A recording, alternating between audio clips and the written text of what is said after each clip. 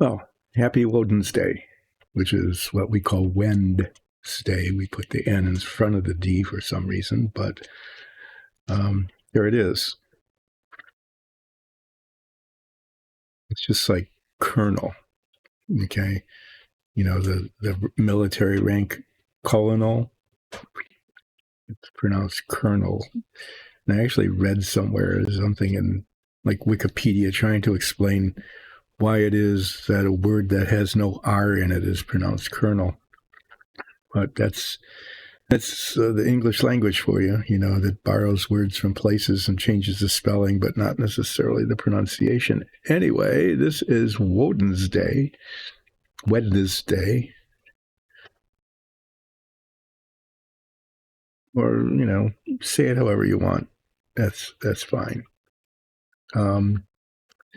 So this is my maxi fig. This is coming along. I need to do some shading on the fabric part, the coat, the cape, but I'm going to do that after I paint the edging. You know, I'm going to do that in a metallic color and make it look, you know, shiny and stand out. And then after that, then the base coating will all be done, and then it comes to the part where I ruin it by trying to do shading using different washes and overpaints and, you know, things like that. But it's, you know, it's coming along okay. The other thing I'm going to do is, Nikki suggested painting some of the flat parts of the armor, like here and across the chest and the shoulder and the gauntlets whatever goes on the arm. I can't remember things now. Paint those a dark glossy green, which I can do, just to give it, you know, some variations. And then some of these rivets and belt buckles and pins and things like that will either be painted silvery metallics or maybe even gold. This might even be painted gold. Never know. Do that. Why is there a shiny spot there?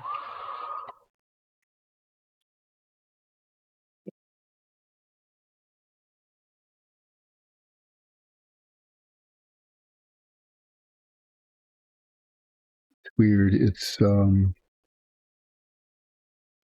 actually just the way the plastic is, the PLA. But from the front, it looks out of place. Yeah, so I'll maybe get around to doing some painting on this today. Maybe not, because with the main event, these are just test patches of different washes on the base coat for the leather that are here. Yeah, the main thing to be worked on is the Lotus-Ford. There, this worked. So the seat's in place, the radiator's in place, they're not moving. The next step,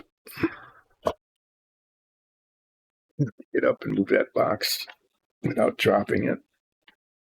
Probably. There's a box full of parts that are mostly done. Next big step is to put that on here. And then once that's on, okay, once that is on here, and I fix that,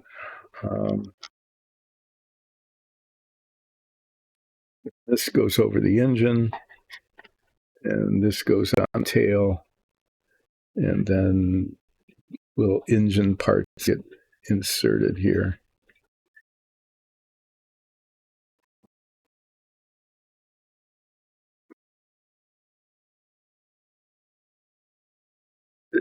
This is not supposed to be there.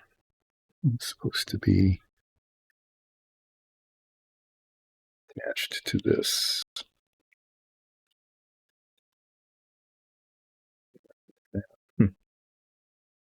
This is actually supposed to turn. These are actually supposed to work with the steering wheel to turn the front wheels, but it doesn't work. There it is. So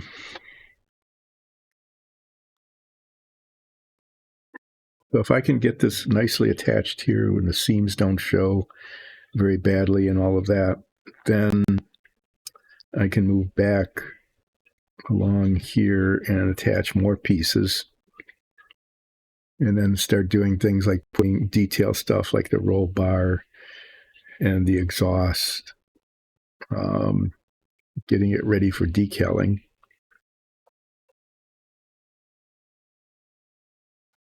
So I do recall that there are problems with this fitting correctly.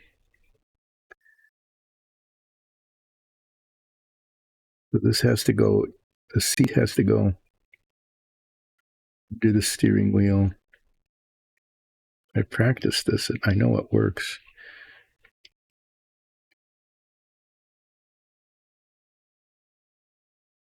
There. Yeah. And then this sets, there's some little pins. There they go there. It goes like that. That actually fits pretty well.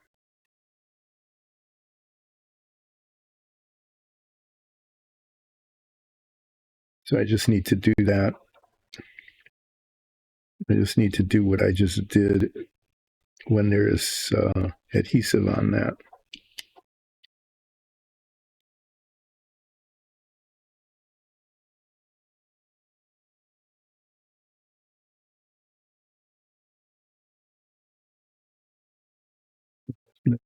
How did it?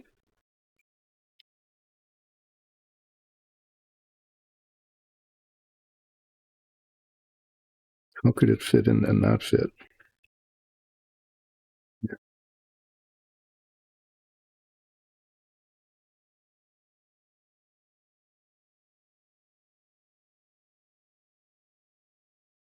Okay, well, that's not going to be as easy as I would like it to be.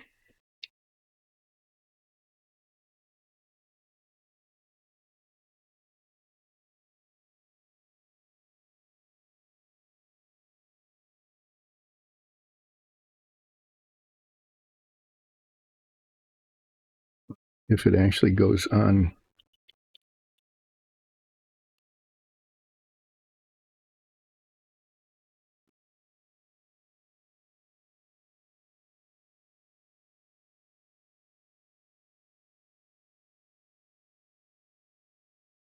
It's okay if that wiggles as long as it doesn't fall off.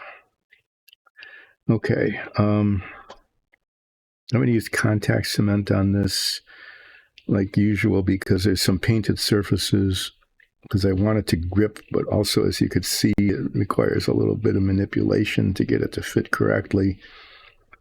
And that gives me an opportunity to do that. Well, there's nothing to it other than getting on with it, is there? And I just need to get on with it. The other thing is that it lets me put the adhesive on, and it can set for a bit. So I can very carefully put the adhesive along here, and here, and on the top, and not have to worry about it like drying out or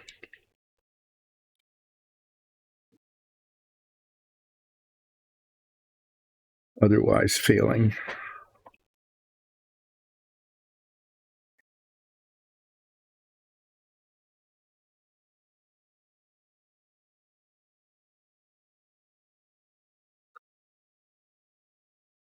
Just yesterday was one of those days when just stuff kept happening all the time, and it didn't all happen to me, but it happened to some of the members of the family. So, instead of having to make one trip to do something, it took 3.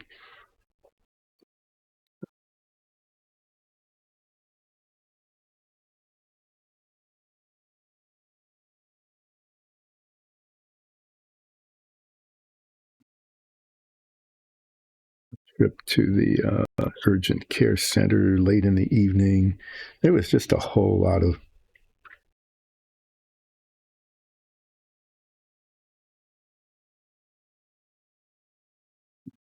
of stuff yesterday that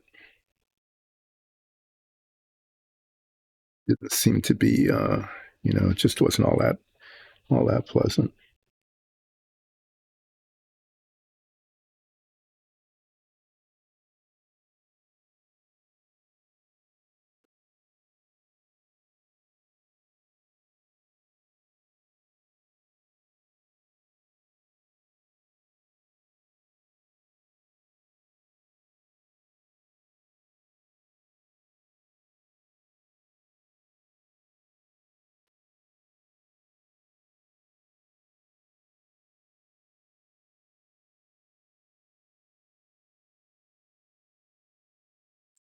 But I just don't want to complain about it at all. That's not what I'm doing. What I'm doing is just telling you that it was that kind of day, and I'm just kind of tired this morning.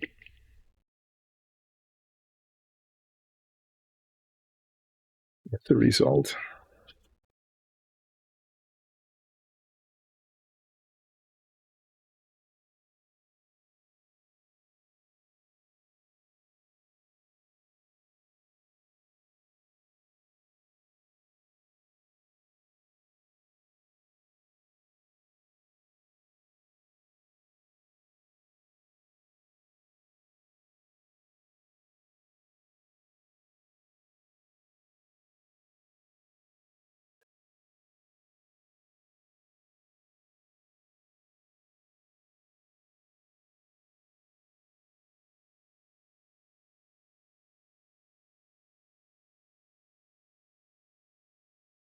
Yeah, I can kind of just sit there for a while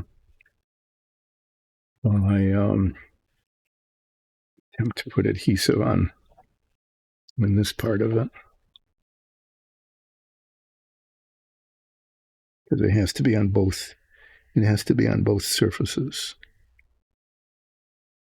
because the main stickiness is that it sticks to itself.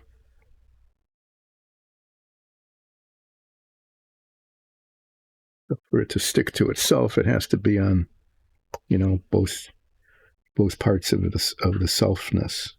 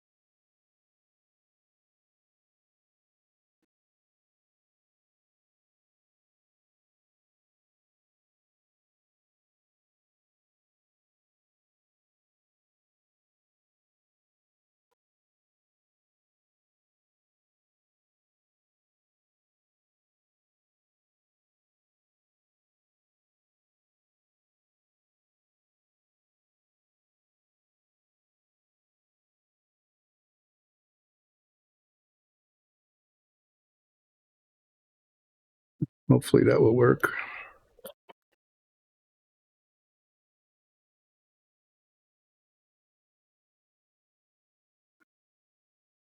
They actually recommend, I probably mentioned this a million times, that it sits for 15 minutes before you actually stick the parts together. It likes to just sit around waiting. Kind of a weird thing. Yeah, I practice putting it on this way. So that's the way I'm going to do it.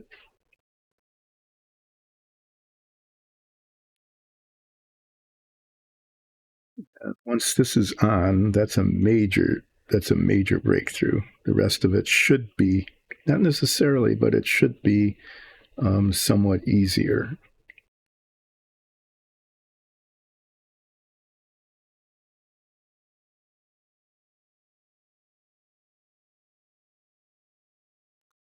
I am going to let it set for just a bit. while I have a sip of coffee.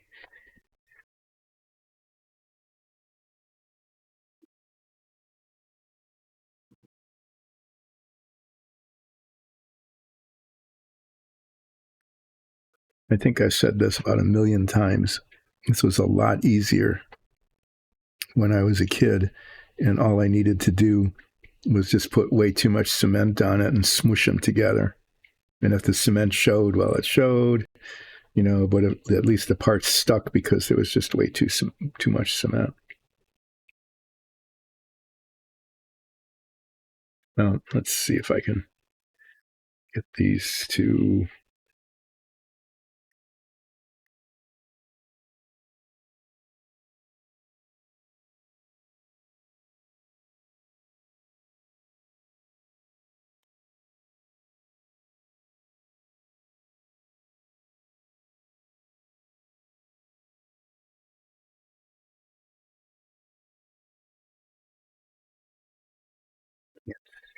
Thing is like half blind all the time.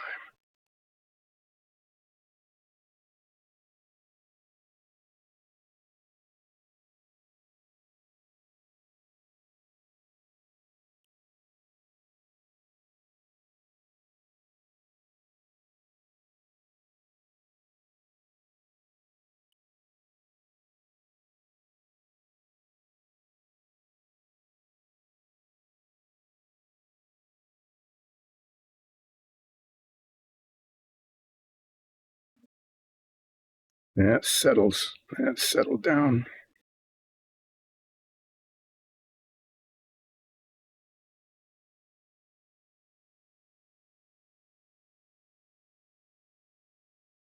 That's the important part, that it's set where it needed to set.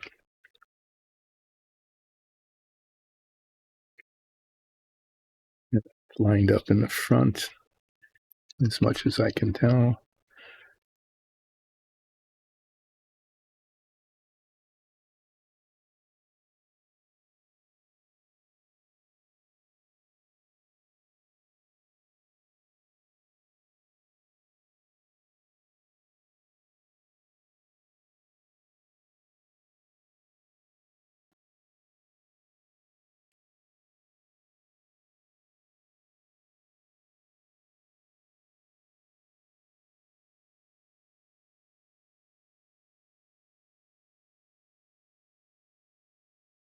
Okay, that looks okay.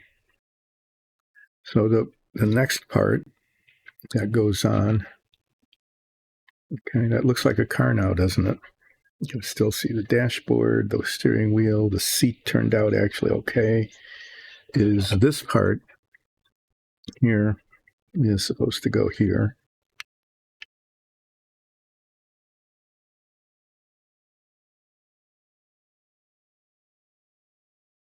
It's on like that. The tricky part here is that once that is on like that, okay, you can see these holes here. Those are where the velocity stacks go into the engine, and they have to be inserted after this is attached. All right. After this is attached, then show you one here. I'll actually practice it with one. After that is attached, then I should do this in the box. I actually should. I'll explain that in a minute here.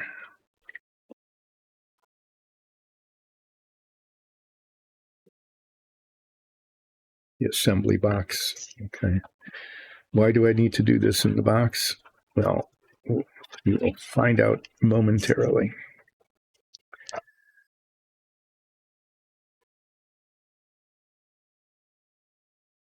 There's this little bit, right?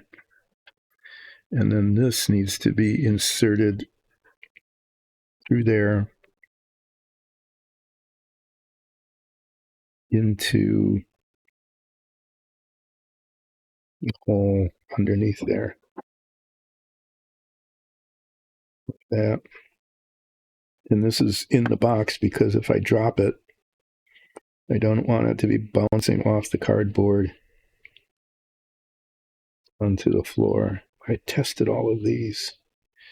They're supposed to fit in the hole.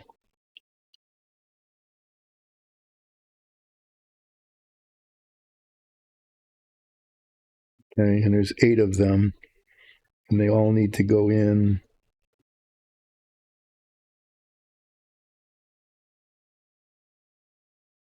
be in alignment.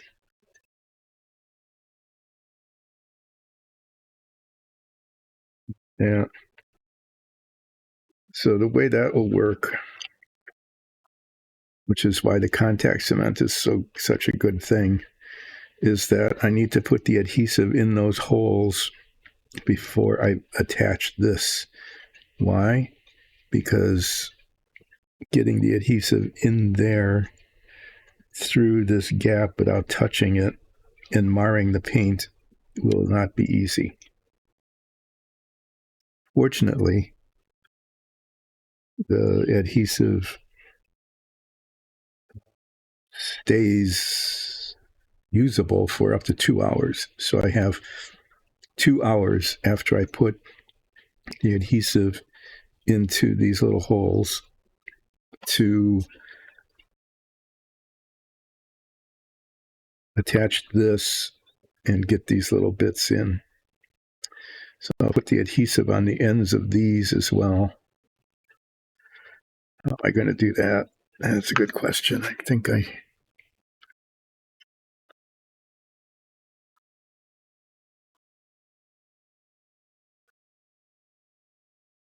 no, I'm glad this is on. That's a nice thing to have.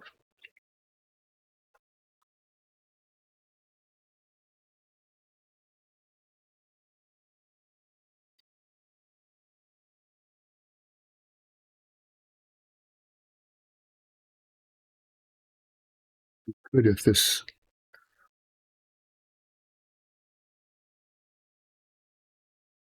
Why did it come off?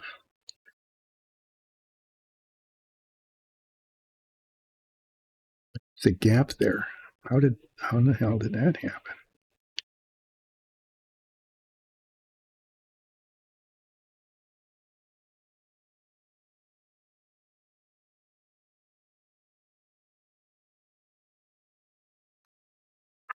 Sorry. It's just like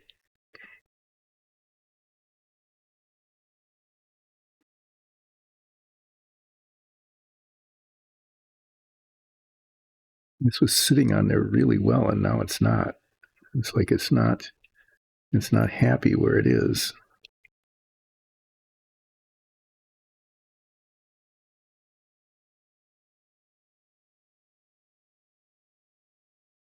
Okay, I don't really want to do this, but I think I need to.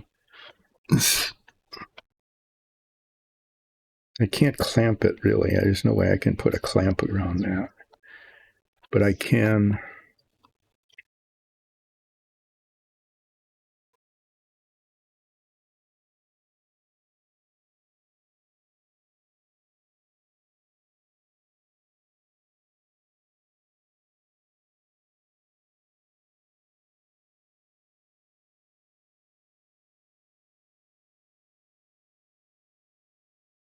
This is really disturbing.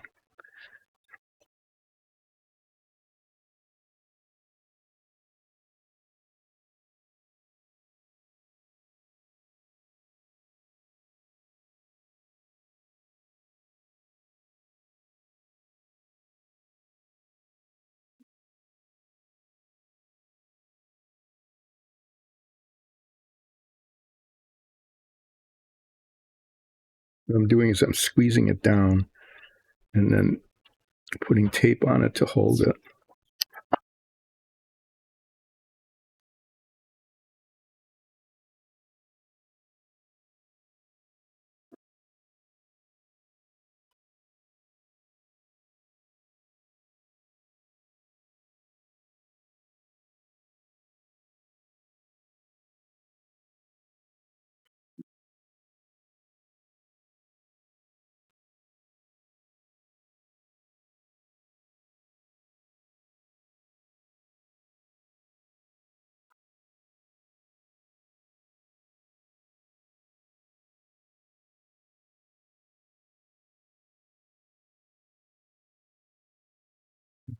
Hopefully that will be okay.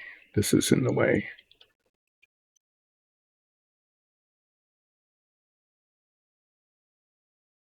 If I can do the rest of this while it's taped.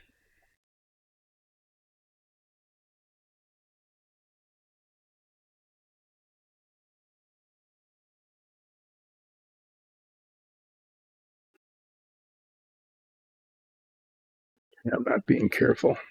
I'm getting a little bit anxious. I need to be careful with this tape.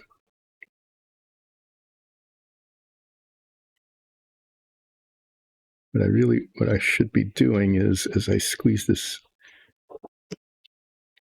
I want the tape to be up over the edge so I have a place to grab it. You know, I think that'll be better.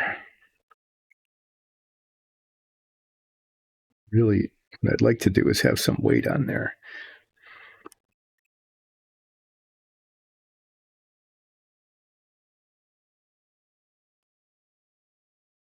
Can't think of anything else to do other than what I just did.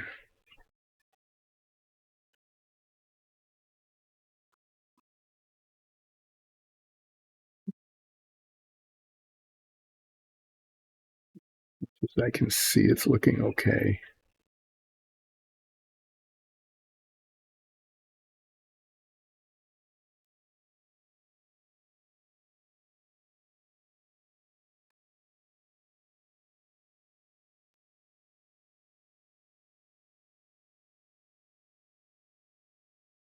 Okay, well, speaking of tape, I guess I'll just use this because it's handy. Try this. Hi, new follow. Hefty Hound. Welcome. I really appreciate it. You caught me as I was just dealing with something. Just so frequently as I'm building these models, it gets to, I think that's going really well. I think that's just fine. And then it's not. Okay. And then there's something that happens that shouldn't happen, that even shouldn't even be possible to have happen, and it does. Like this, I had gotten those parts together and they were holding really well, and I thought that was just fine. And then I looked at them again. Oh, thank you. I should stretch. That's a good idea. And I should have a little bit of coffee to help me wake up and have my monologue be a little bit less, I can't believe this is happening. Why is it going poorly? Can't even stick tape on a piece of wood. I was afraid today would be like this. So far, nothing bad has happened. I mean, other than those parts not quite working, but I think I got them. These little bits that I'm sticking on the tape are velocity stacks. They're Venturi tubes that go into the tops of the cylinders, basically. And they because they're Venturi tubes, the air goes, it increases the pressure of the air. So it's like air injection. Okay. It results in an increase in horsepower of the engine. And these little bits go, there's 8 of them, 4 on either side, because it's an 8-cylinder engine. And I need to put adhesive in the holes and adhesive on the tops of each of these. And that's why I'm sticking them on the tape. Because what I mean by the tops is actually the bottom, which is the little prong that goes into the hole. And it's a 2-step. Well, the adhesive goes on, this covering goes over, and then those get attached one at a time by inserting them through the slot into the hole. That's the idea. And hopefully they will stick.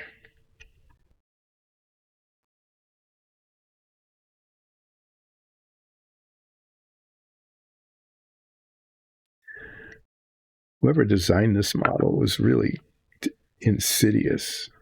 I mean, just. And then the instructions were bad. You know, the instructions for this were kind of unusually not good. That none of the parts are numbered, okay, on the sprue or on the instructions. And then they tell you to assemble the front and the rear suspensions, that and that, in a way that if the instructions were followed, the pieces wouldn't line up. It was like, stick this part on first and wait for the cement to dry.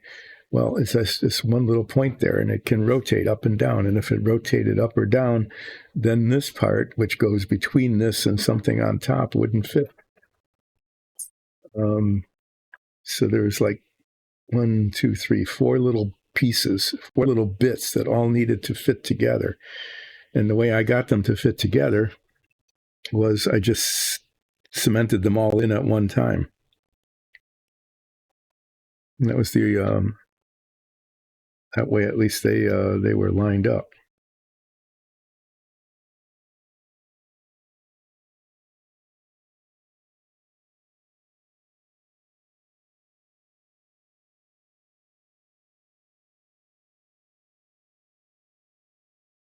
Okay, well, just quit messing with it. The more I mess with it, the more likely it is that something bad will happen. So the step here is I'm going to put adhesive into these little holes while it's still uncovered. Put adhesive, using contact cement, adhesive on the prongs of each of these 8 things. And then around the edge here and the side where this attaches. Okay. So this is going to take a while of me dealing with contact cement and a little toothpick.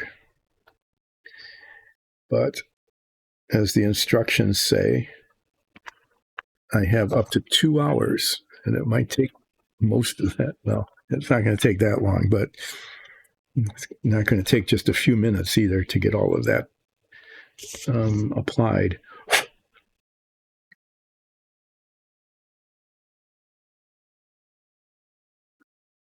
And hopefully I won't make a mess of anything.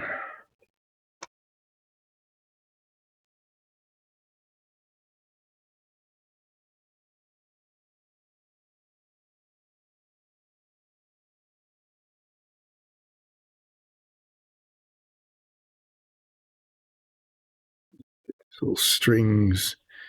That's a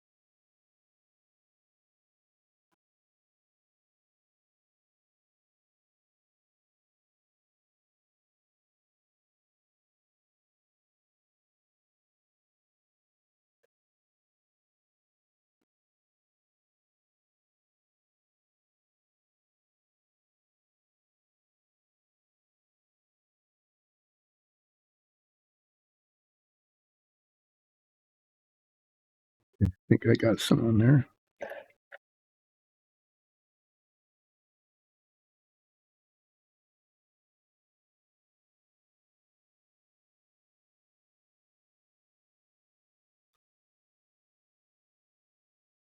Do these and then the cowling. Oh, I'm making a mess here too. Great.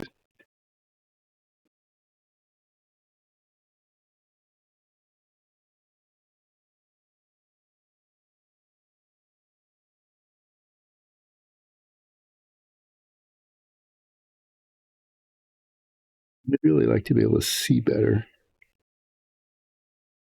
I can't see up close with my glasses. I can see better without them, but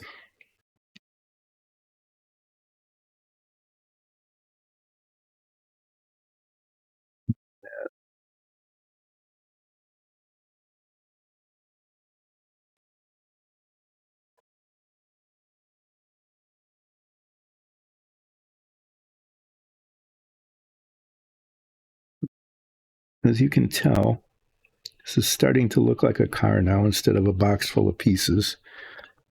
So it's getting closer and closer to being completed. I don't know if I'm going to be able to finish it this week or not.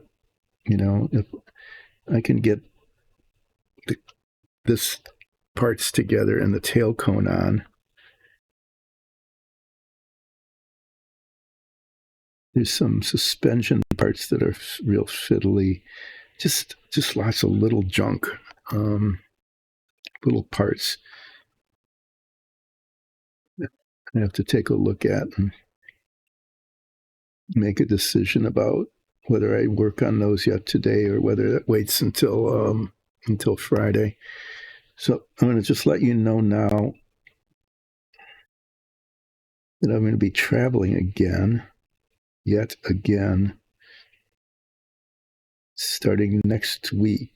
I will stream Friday this week and Monday next week, but then I'll be gone for a week.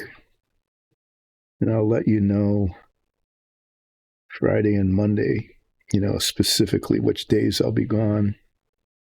And then I'll be back and then gone again. Just travel, travel, travel. That's what you do when you're old and retired.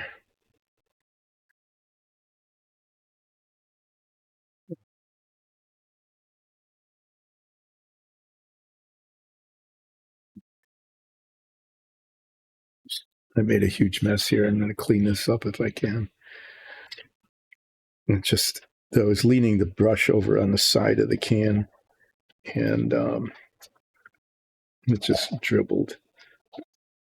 I'm not too concerned about the stuff down at the bottom there, except that, it'll just get on stuff. So let me get rid of this before I move on to the next bit. I want to shake this up again. The instructions say shake well. I'm shaking it well.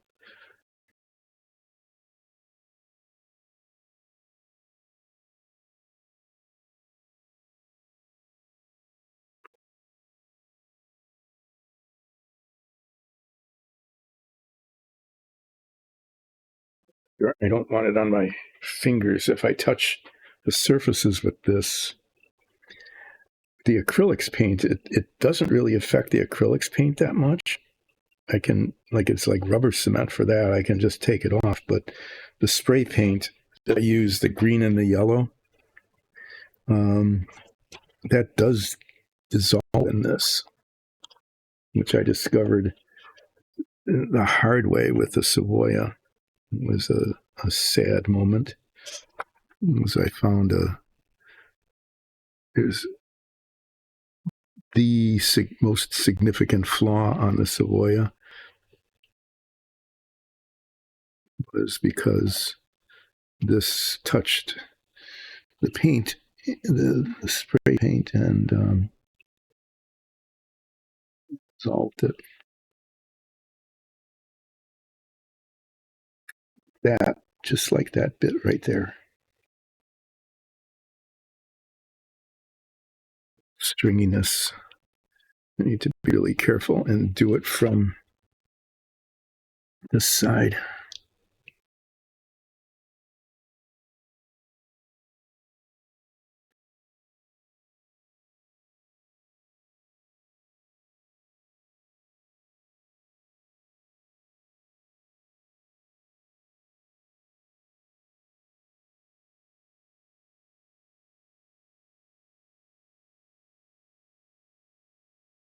Why is this stuff?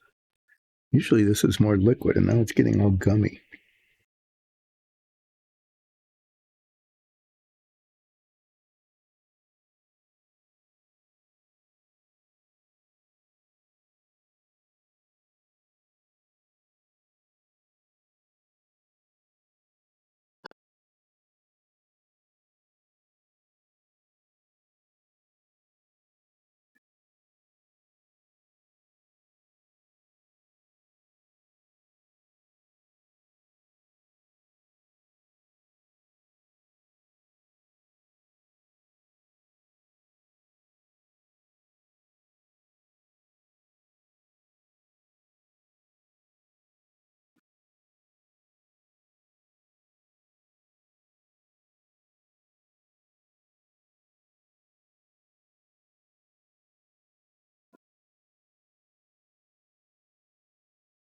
Can't.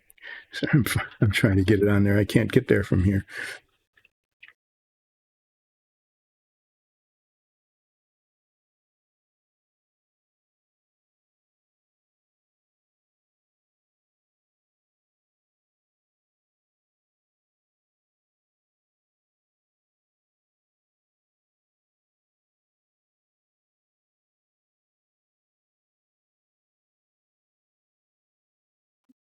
To put it on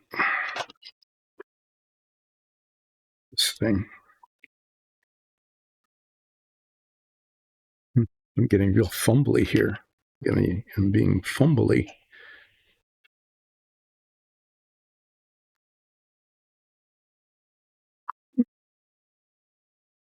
Okay, well, that's really not good.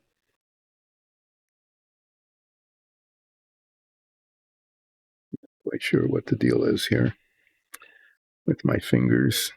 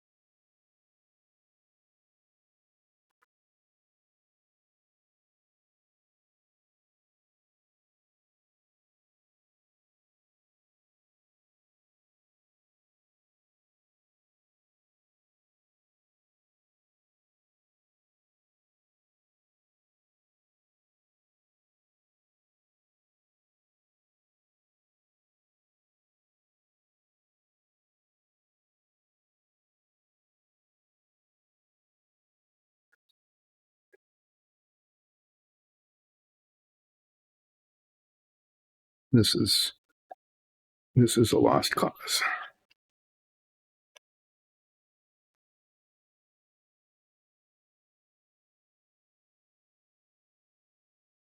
Okay, well, hopefully, well, there's there's always hope, right? Sorry, I got quiet there as I was applying contact cement and trying to get it where I wanted it and not where I didn't.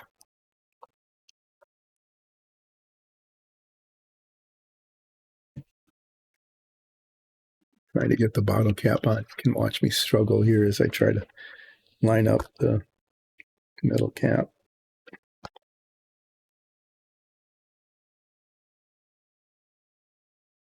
Why has that become a difficult thing? There.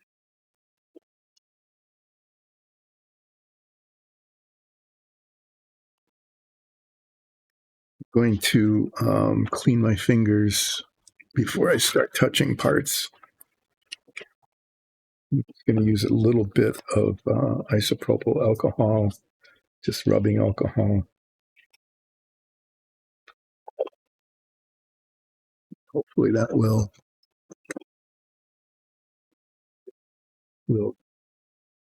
cement remnants off of my fingers.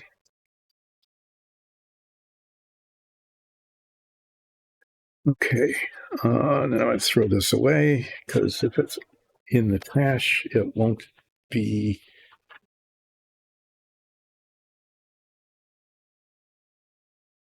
All right. So this gets turned over and stuck on there, and then these little bits go through those slots into those holes. And I've got like an hour and a half to do that.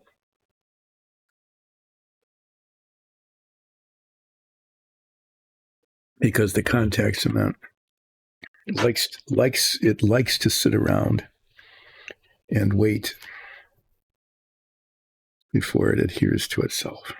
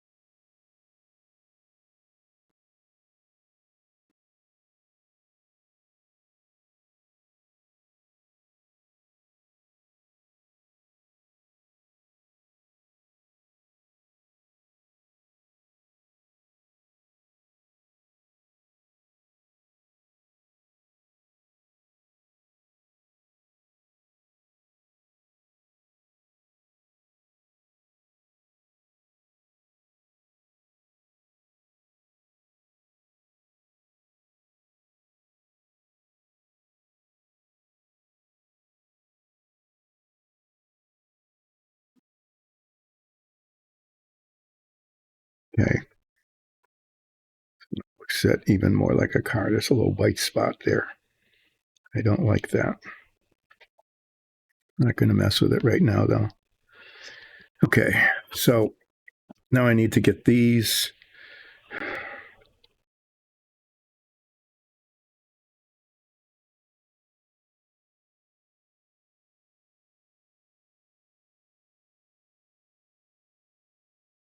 Yeah, these covers. It actually needs to be like spread out a little bit.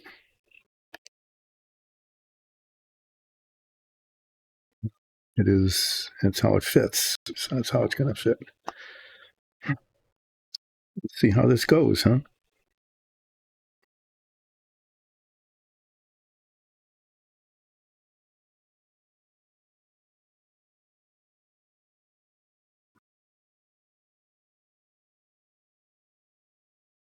I might need to put my head magnifiers on for this. Seriously.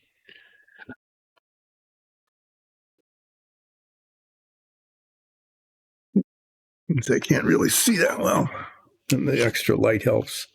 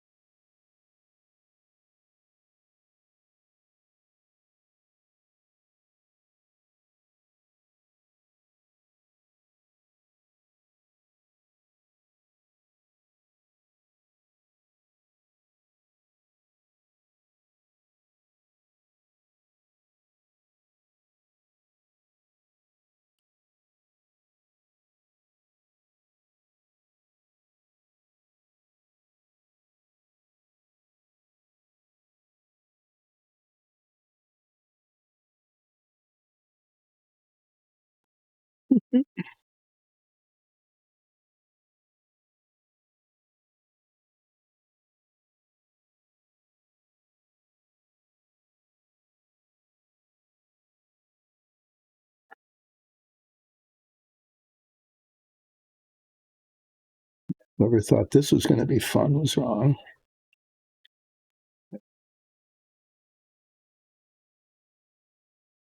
I just need to use my fingers.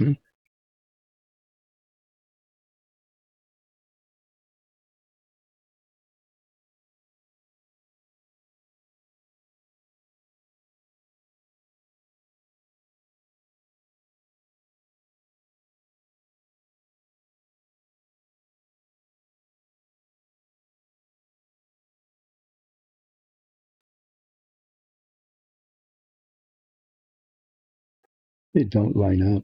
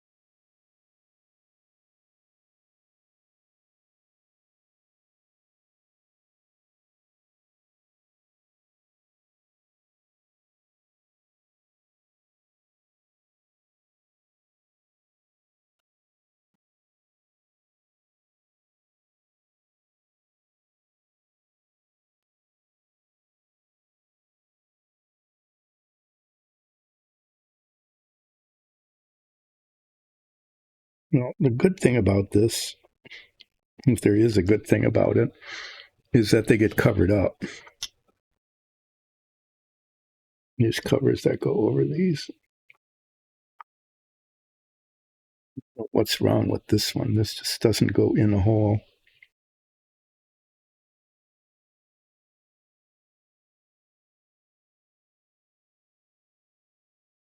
There.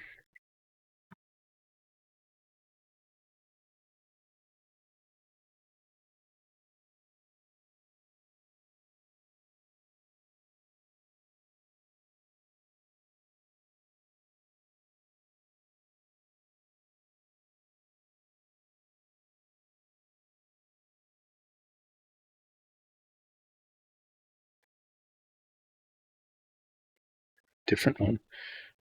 Come back to that later.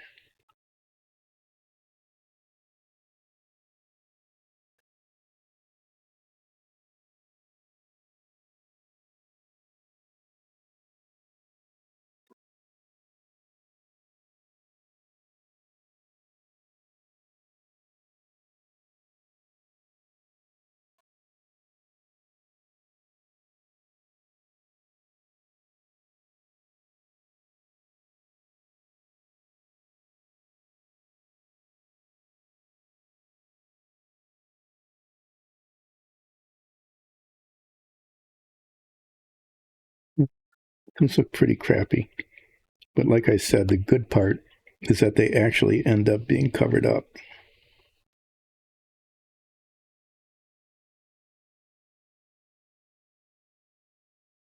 Which is a very good thing.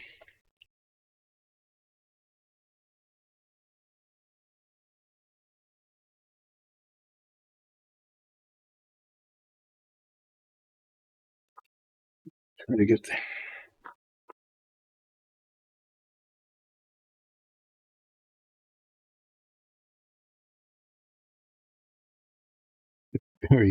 they're very poorly made.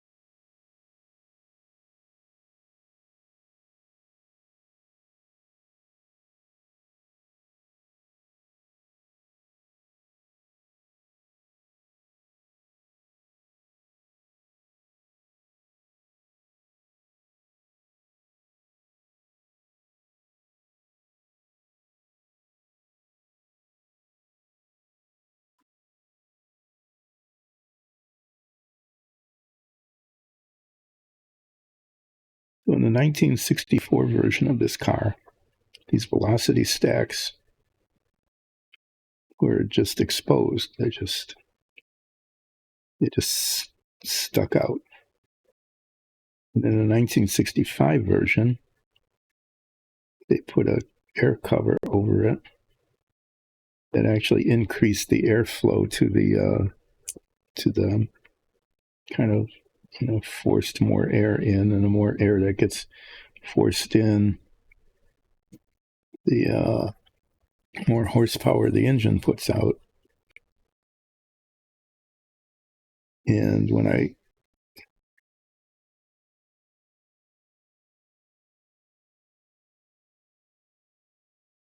show you that in a minute, the cover art,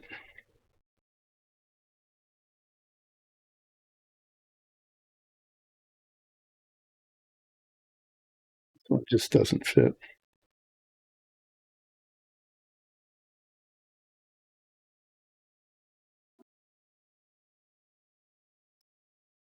Make the little pin smaller and put more adhesive on, I think.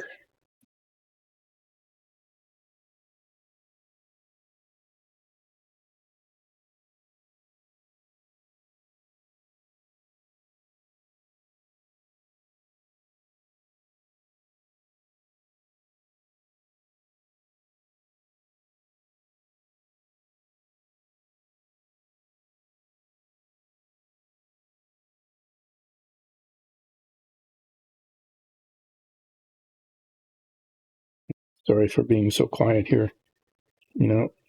Sometimes I just can't talk and do things at the same time.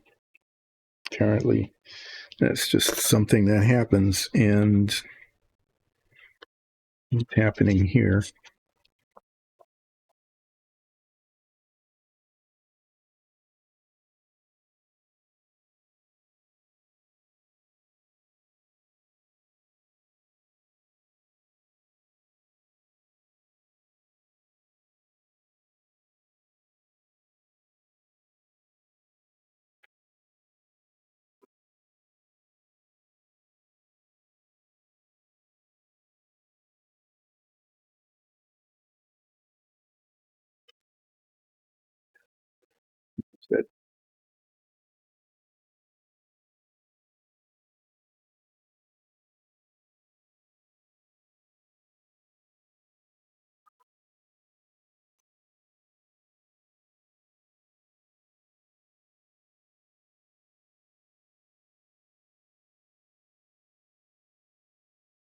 Anyway, in the 1964 version of this, the velocity stacks, these things were fully exposed.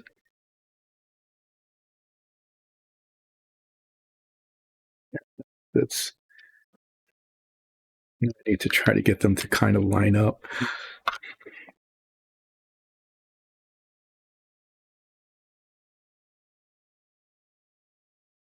Show that to you in just a moment.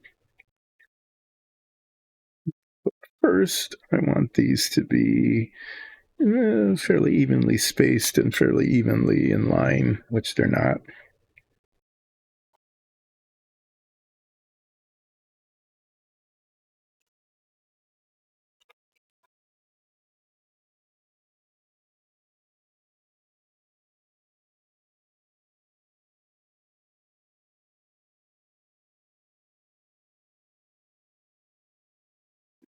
Not at all the same size even.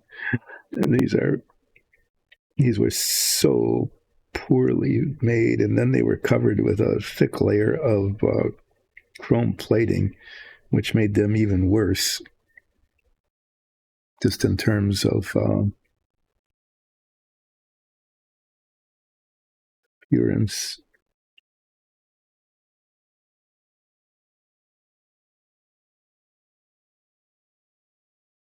Kind of laughable that this part of the car is so poorly manufactured.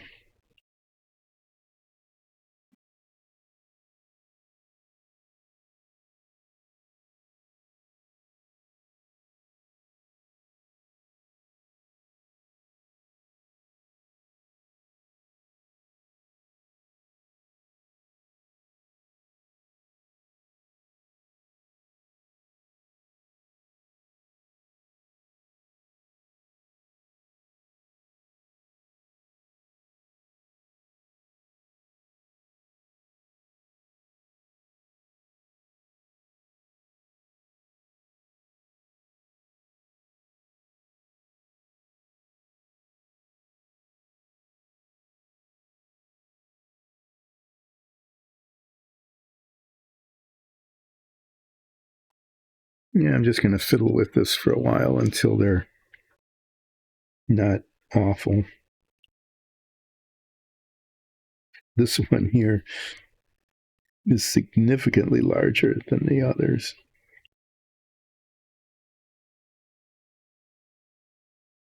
They're slightly different heights.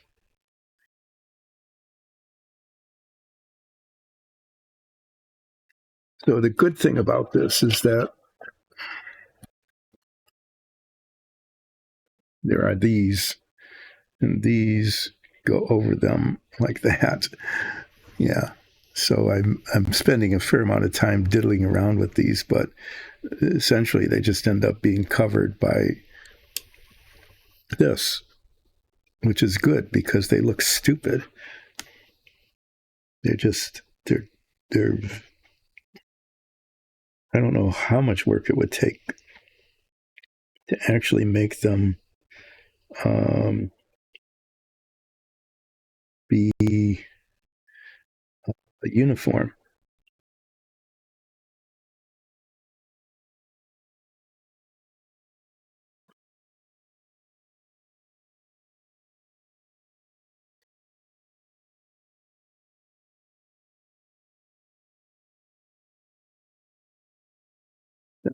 Keep fiddling with these, not that they're going to be seen at all, fortunately, but that just so I know, because I'm building the model, that I've done my best to try to make them look decent.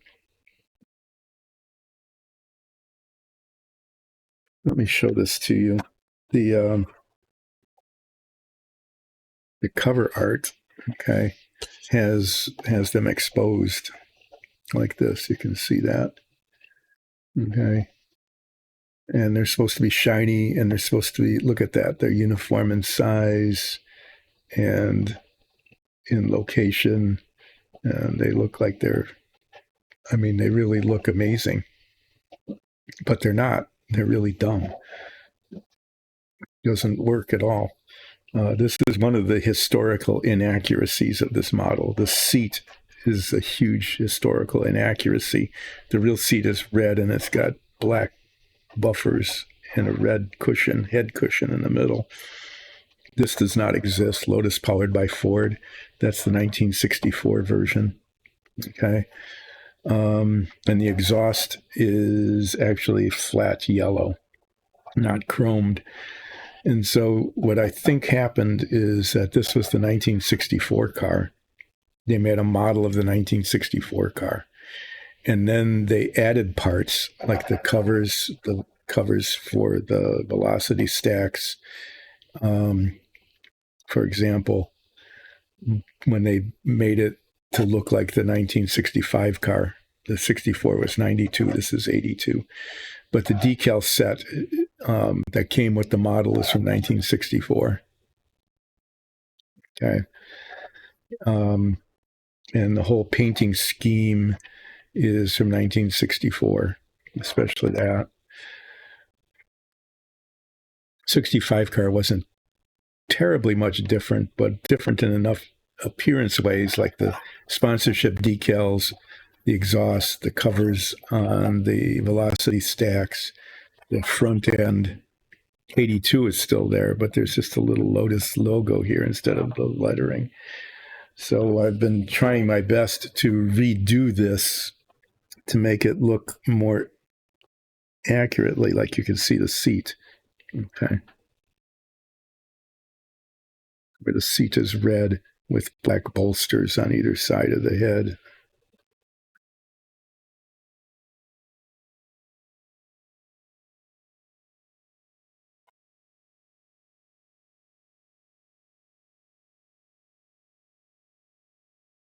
And as I said, fortunately, these are going to get covered up. So that's a good thing by this. Now, the front of this is actually, there's supposed to be a chrome, not a chrome, but an aluminum screen, like a filter screen that goes across the front of this. And I don't have a really good way of fabricating that. So I guess I'm not going to try to do something that can't be done. Okay, the tail cone, which has this really nice yellow stripe. The yellow stripe on the tail cone was the best striping that came out. This is okay, but it's not as good as this because I redid this. Should have done that. I should have. Dang, now that I'm looking at it,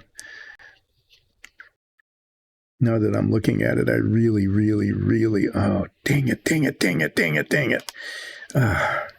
It looked okay. Okay.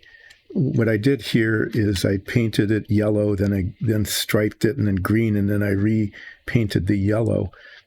And I really should have done that here.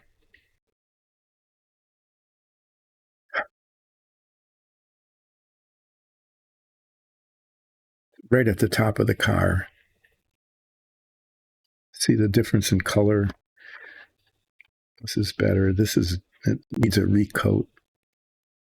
And it would have been so easy to do that if I'd done it before I put it on.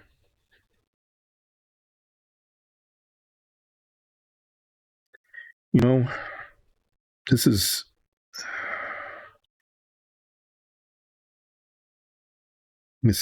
might be an incredibly stupid thing to do, but I'm really tempted to just tape that off. I mean, to totally cover this and repaint and spray that. And I think I can do that because now that I'm looking at this and I look at that it's, why didn't I? Can I take this off? I wonder if I can remove this. I bet I can if I'm really careful.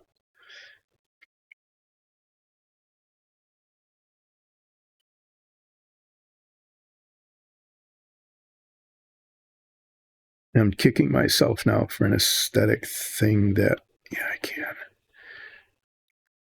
Okay. Um,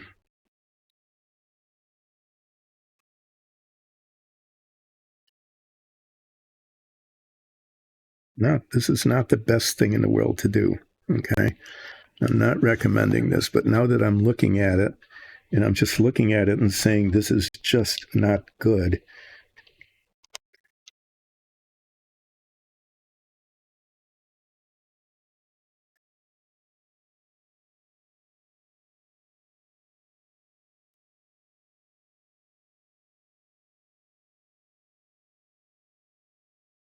This is designed to come off anyway, right? On a real car.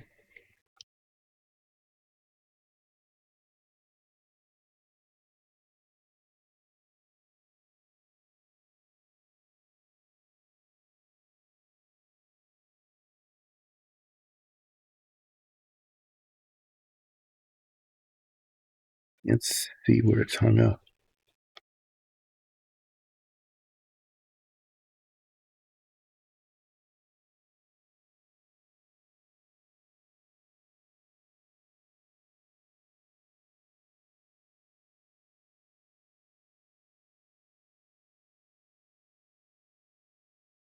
I should be able to just lift it right off.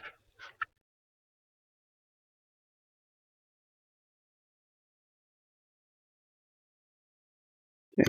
This is all going to get redone. And I will apologize to the world here. Okay.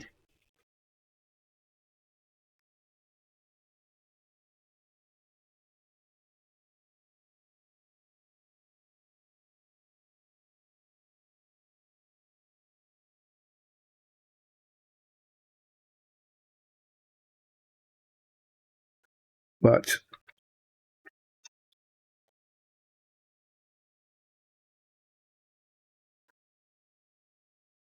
I know this is, oh my, what in the hell? Okay.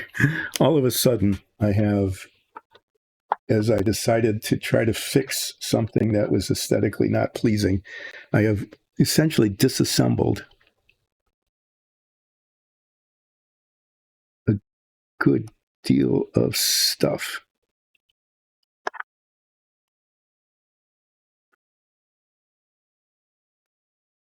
Bring the contact cement from these holes.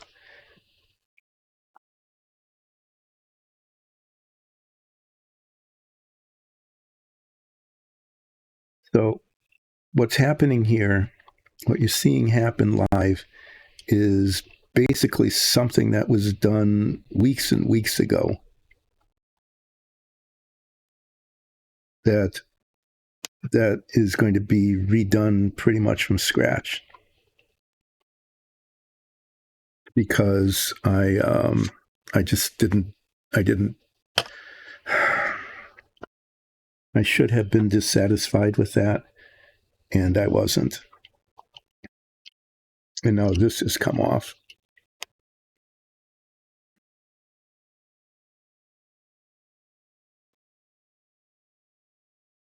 Okay, so what's going to happen here is I'm going to add, for no particular reason other than that I just wasn't thinking ahead of time. Okay, I'm going to add just another couple days to the construction of this model.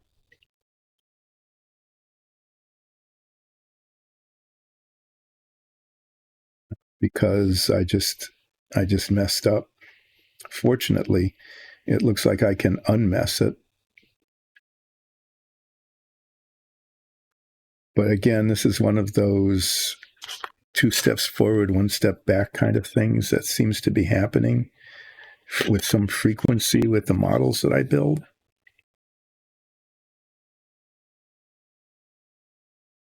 And this is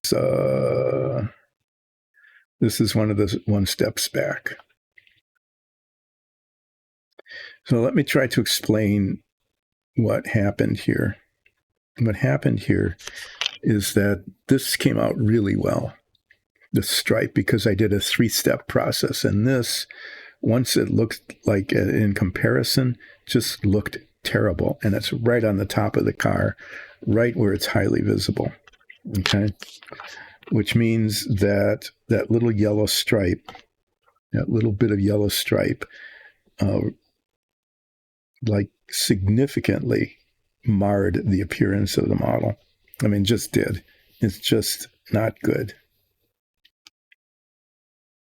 And as a result, I want to redo it. And I was actually thinking about attempting to paint it in place, and then decided better of that.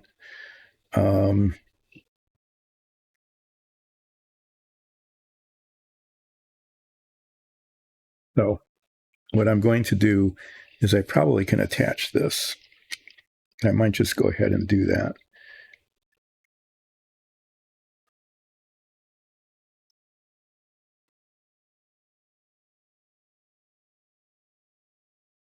Because that piece is good.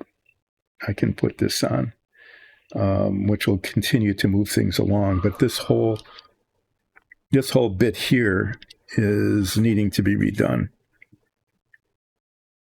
because this needs to be redone. So I'm going to reattach this. I can do that. And I'm going to attach the tail cone. I can do that. And then I'm going to retape this. I need to take a breath and start over. This happens all the time, constantly, without just relentlessly. But the models that I build is that I have to redo things, and usually I'm able to catch the thing that needs to be redone before it gets too far along. And I think I did that in this case, just barely in time.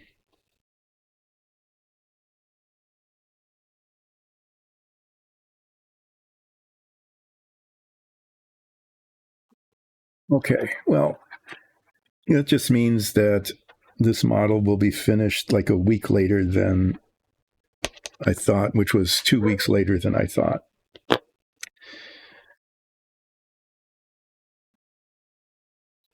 Put this on. I'm going to go ahead and attach this.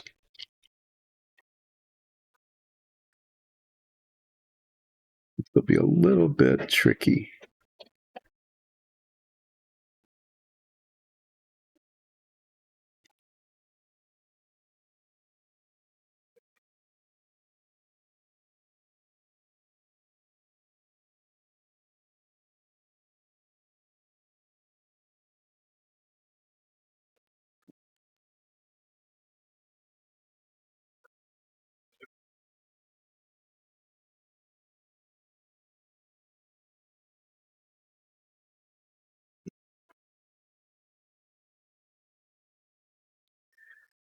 Let's start again.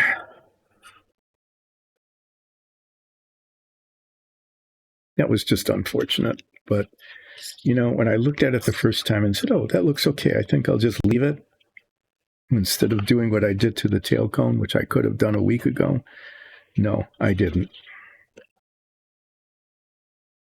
So now I get to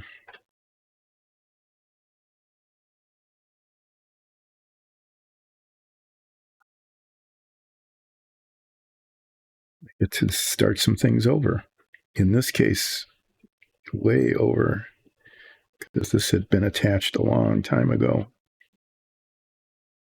and then is now unattached or detached. In this case, it was a detachment.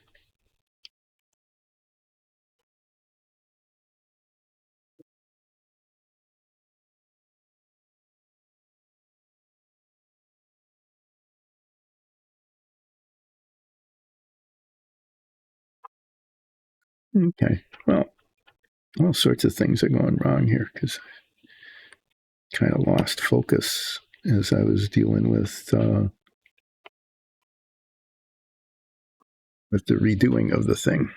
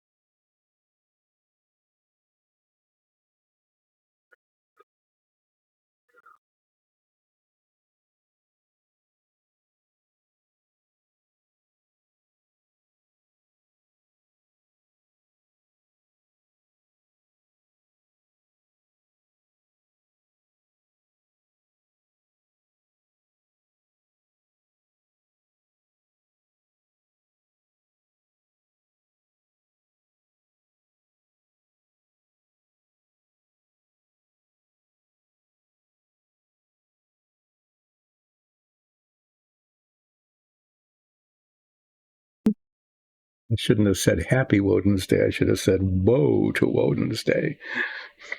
Whoa.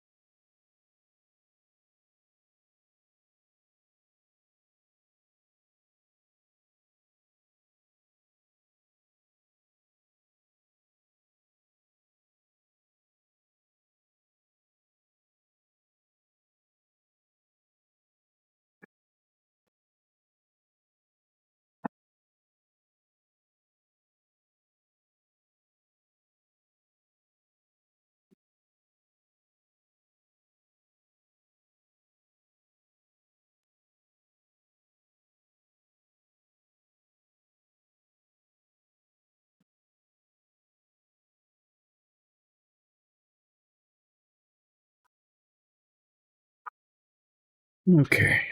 Let me put this piece back.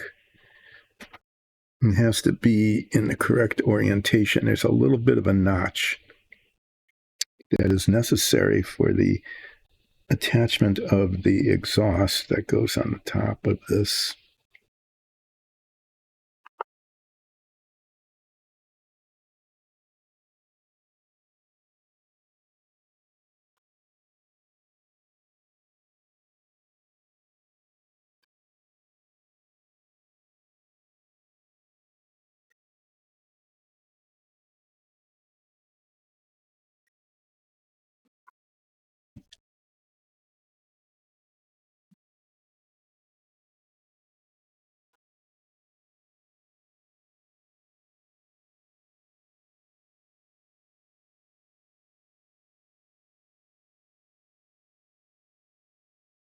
You can see I am failing in many ways to get things lined up right. I guess that's actually good now.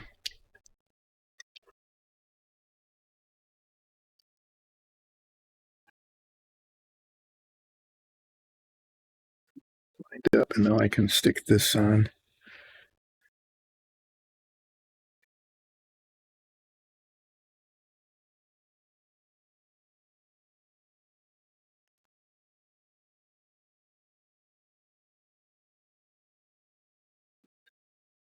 What is that?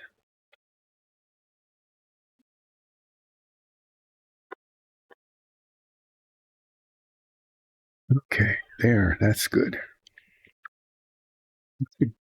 That's a good thing to be there.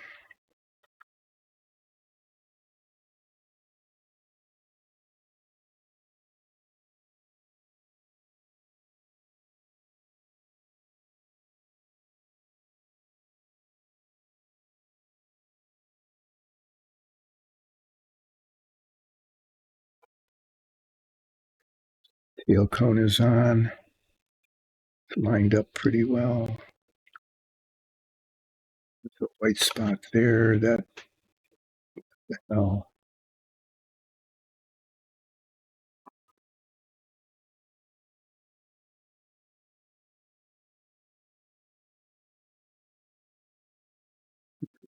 some extra glue there that got screwed up.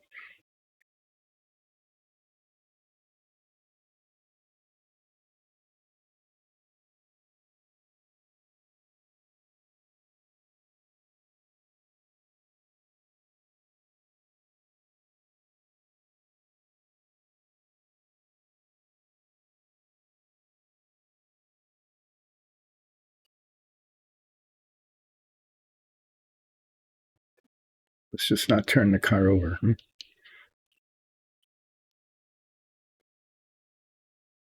Set this over here.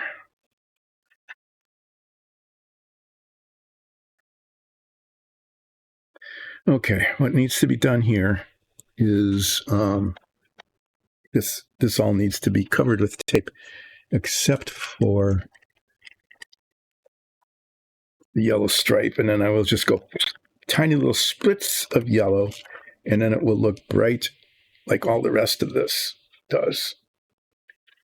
but it doesn't now because when I looked at it, I was satisfied with how it looked when I shouldn't have, and I could have done this a week ago so easily, and I didn't.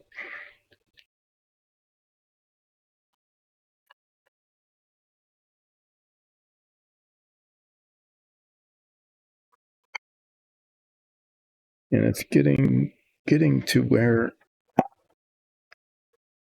I need to be exceptionally cautious right now because it's getting to where I could be making like really serious oopses.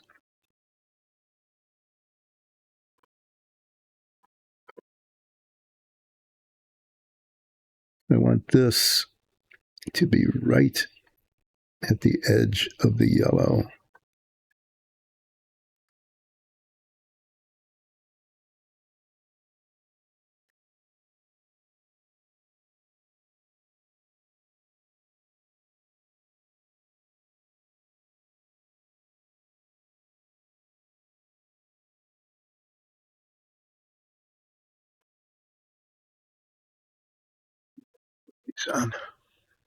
I did this once before when I did the tail cone and it worked. I could see what I was doing.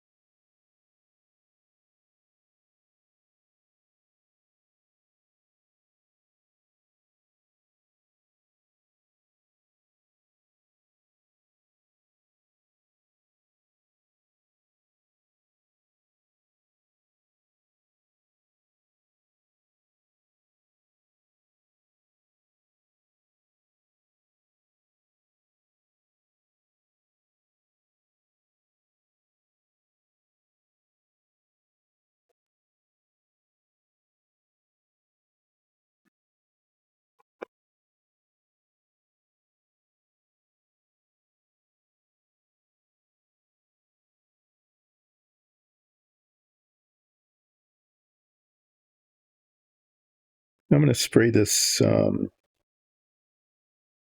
tonight or tomorrow. And then on Friday, we'll do the unmasking. And it will look way better than it does now.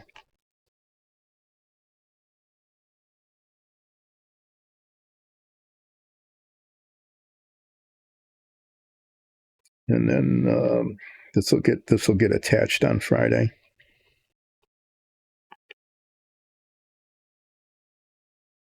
As will these bits that I'm going to actually redo. I'm going to spend some time reshaping those now because they these prongs, even though I filed them down, are just still too small. They don't all uniformly fit in the holes. Okay, this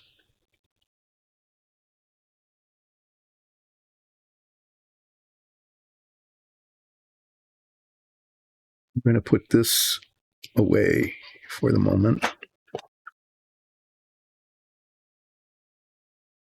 before I start messing with it again and just focus on getting this prepped.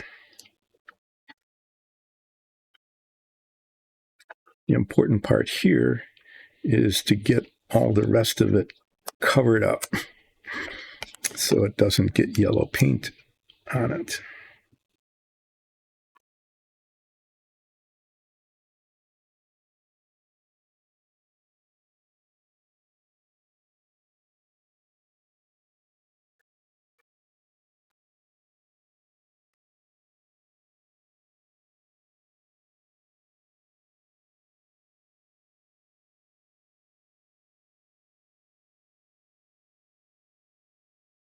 Yeah, hands just aren't working today.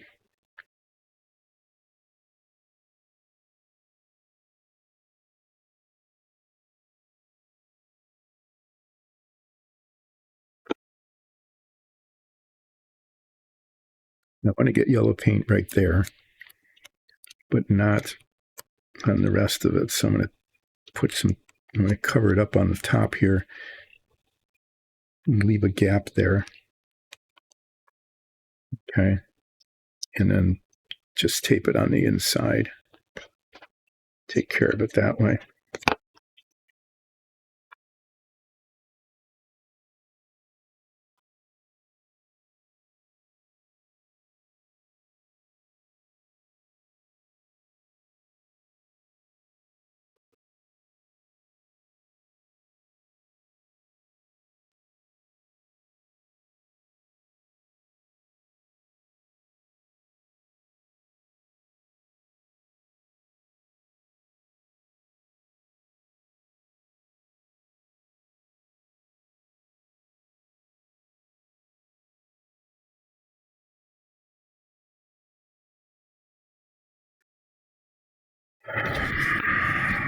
Well, like I said, I should have done this over a week ago when I untaped it and said, "Oh, it looks okay," and it wasn't.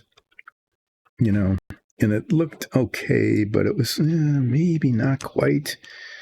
And I didn't take the time to go.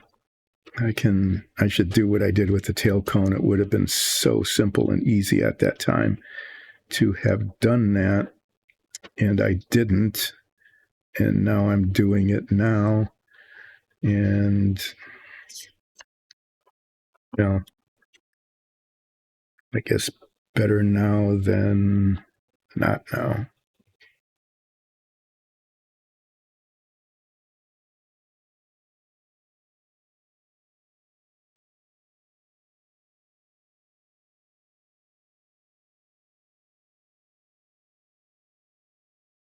I mean, better now than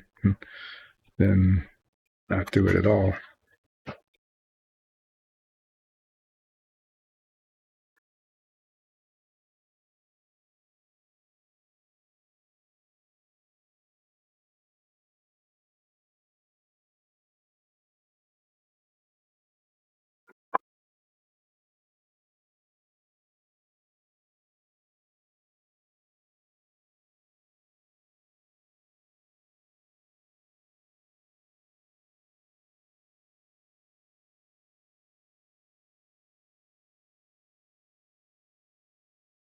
Okay, so all of this tape is basically for this little bit here, which I want to be shiny, bright yellow like the rest of it, instead of kind of what is becoming continuously scarred up, dull yellow.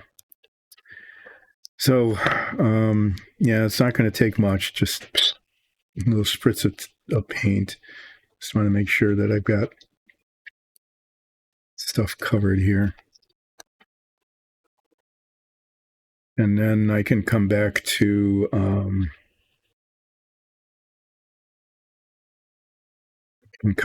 just putting this on and getting these little velocity stacks in place.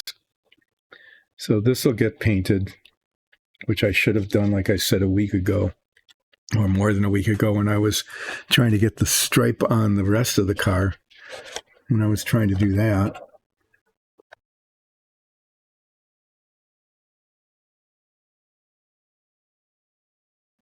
yeah. So this is all full of guck now. In fact, there was even a piece that got stuck on the bottom of the car that caused a problem. I'm going to get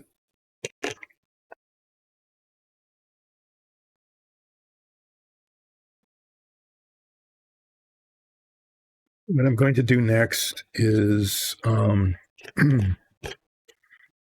fumble around. I'm going to fumble around a little bit. So I have to get a clean paper towel in here anyway. I'm going to file file the ends of these down a little more because they just, even though I test fit them, they didn't fit very well when I was trying to put them into the engine block. But let me show you what I've got. The car body is essentially done. I need to repaint this, and that goes here like that. Okay.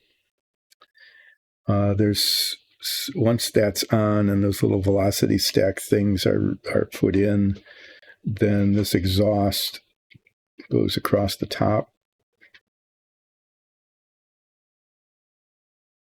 Looks like that. Okay. And then there's some other bits in the back here, like a rear bumper, basically, that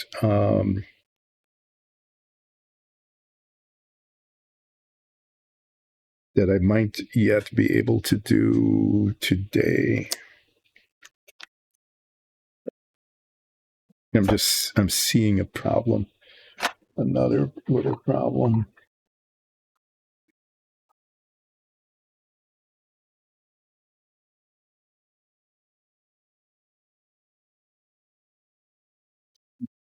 Just excess cement.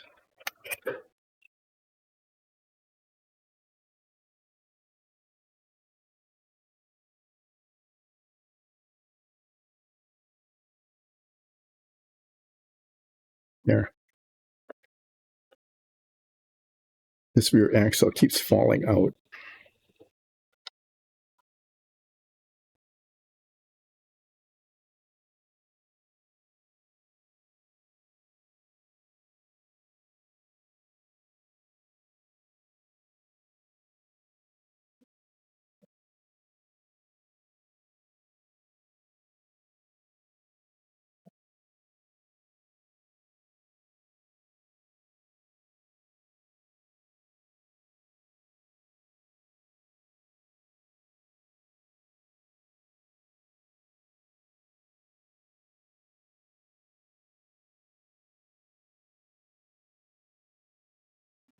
It needs to go in the other way.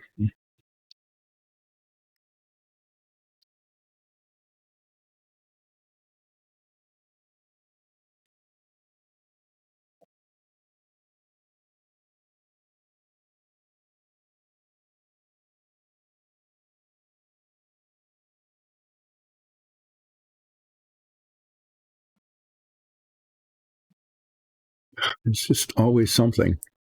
Why is it not going through the little hole there? There.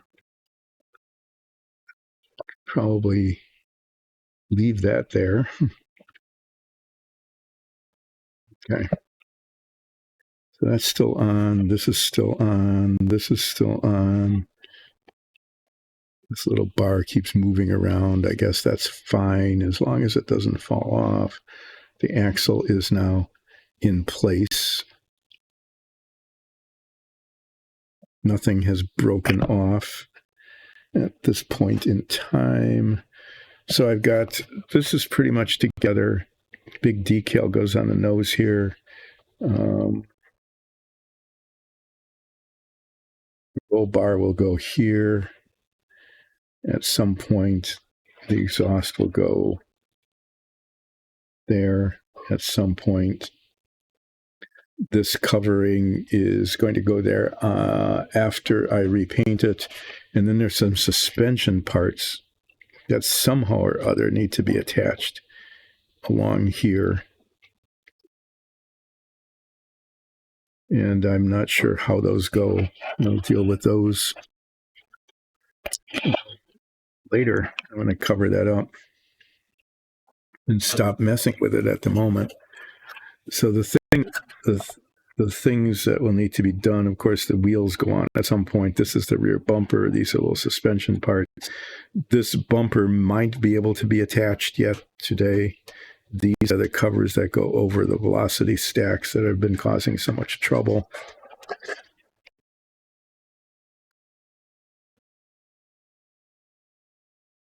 This is the part that I should have done ages ago and I didn't.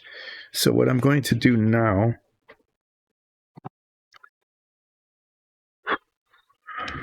is say, I'm really sorry that so much stuff that I wanted to get done didn't get done. This would have been attached. These would have been attached. I would have been gotten the rear bumper on. I would have been another like 2 hours ahead.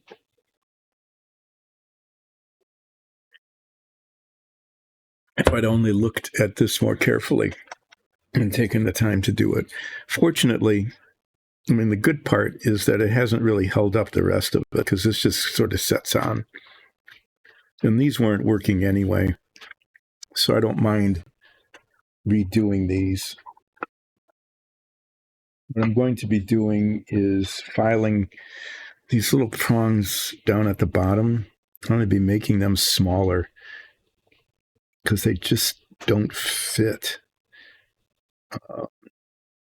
in the little holes in the manifold. So, yeah, I'm just going to go around and file them down. And if they're a little too small, well, I guess that'll be okay. You know, the adhesive will still hold.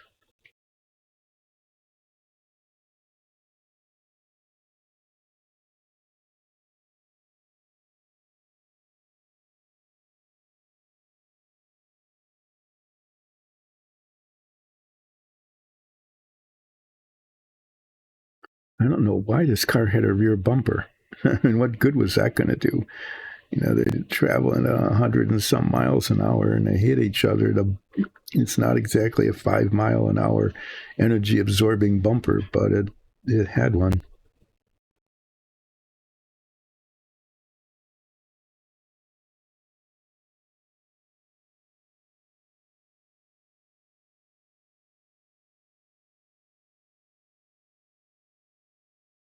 Put these back in the box.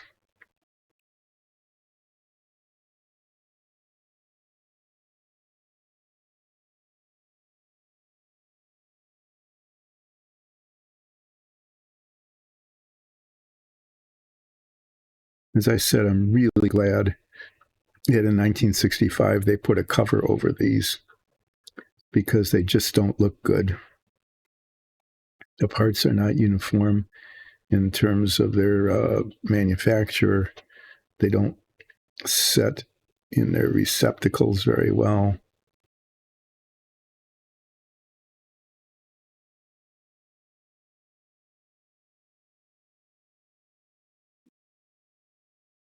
So it's not an altogether bad thing that I'm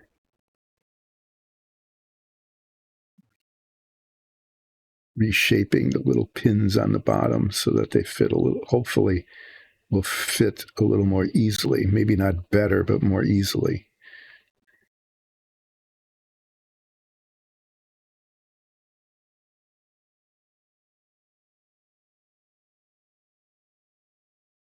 I do this on Friday.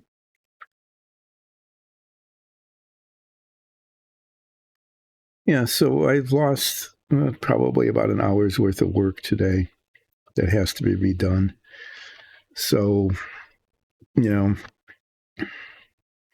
the redoing of it takes about an hour, and then it was one of those 2 steps forward, 1 step back kind of moments. It was just after I put that on and looked at it and went, oh, that really doesn't look good. And it's a tiny little yellow stripe. Look at that. I mean, it's like a 1/2 inch by 1/4 of an inch. And it doesn't look good right at the top of the model where it's really obvious.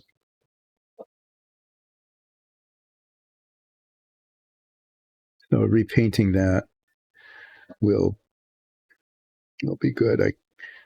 When I unmasked it, it was, oh, that turned out okay. And it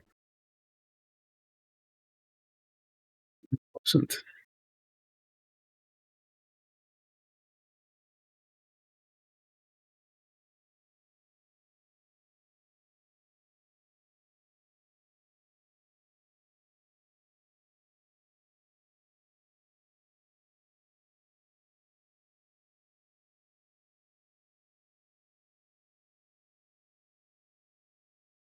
At least this is good masking tape. It doesn't leave residue. It doesn't pull the paint off.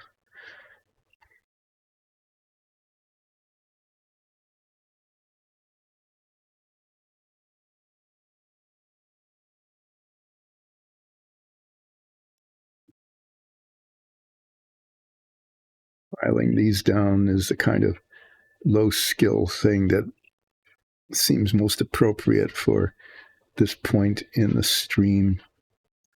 So I think after I'm done filing these, which will take longer than it should because I'm just, fiddling away with it, at it, and using up some time, is I'm going to go back to my character model that I've been the maxi fig, I'm calling it, the large size Ulseth Ralph. I'm going to go back to that and do some detail painting and maybe some washing. I decided as I'm doing this what I will not do is attach the rear bumper today. I'm not going to take the car back out of the box. I'm just going to leave it. And then on Friday, I'll take the masking tape off the body to make sure that it's still situated correctly. Install these bits that I had installed and then uninstalled. I put on and then removed. Okay, I'm going to redo that. And then I've got to get the windscreen. There's some clear parts. Got to get those. Put the sprue and get the little sprue marks off without damaging them.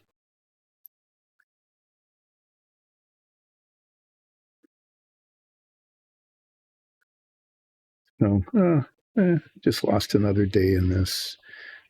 I was thinking there was a small chance. It was always a small chance that I would finish this before I went on my trip next week, but it doesn't look like that's going to happen, which is okay. I mean, eventually it'll get done. I did want to get it done before Labor Day, and that still looks likely. Likely meaning there's more than a 50-50 chance. There's less than a 90% chance, but more than a 50% chance that I'll have this finished by Labor Day.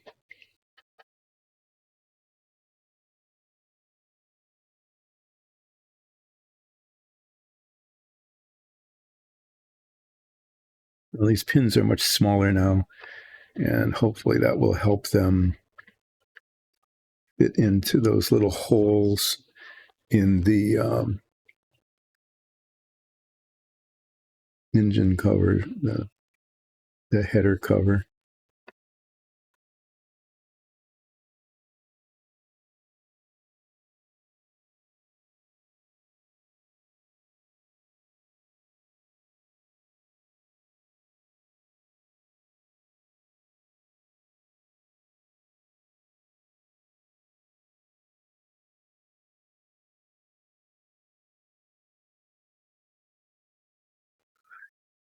I haven't talked about anything other than what I've been trying to do and how it's been going wrong today. Let me see if there's in this last hour of the stream whether I can get a monologue going about some nostalgic thing from when I was growing up.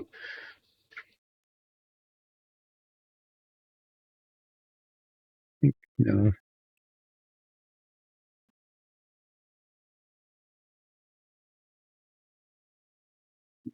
I wasn't a very imaginative kid when I was growing up. I was a really good student. I was good at being a student, but I wasn't really good at most anything else. So, yeah, so I did what I did, being a good student. But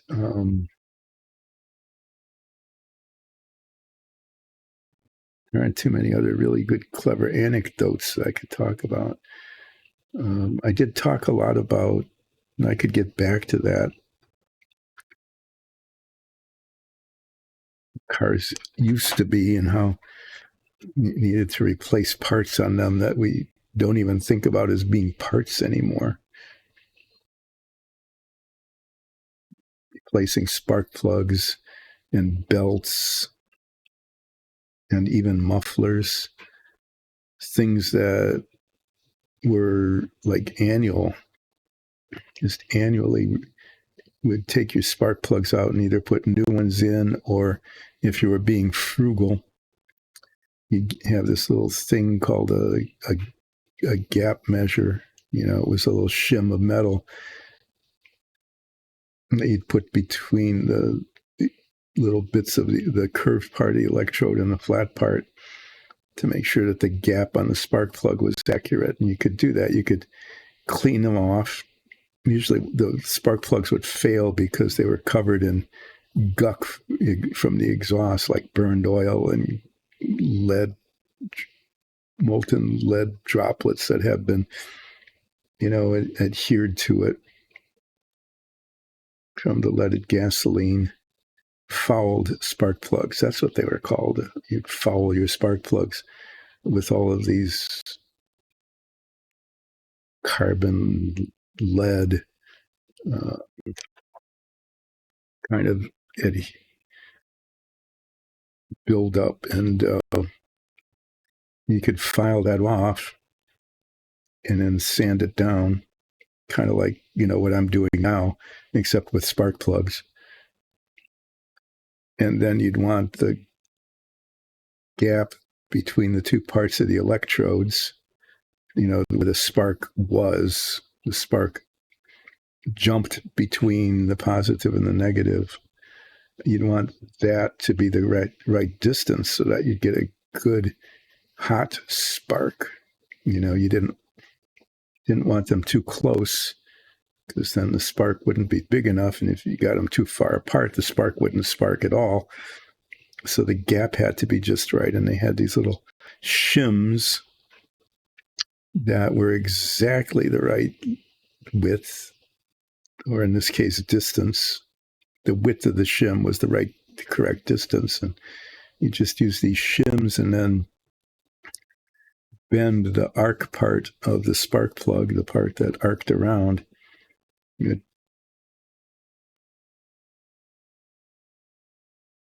bend that so that it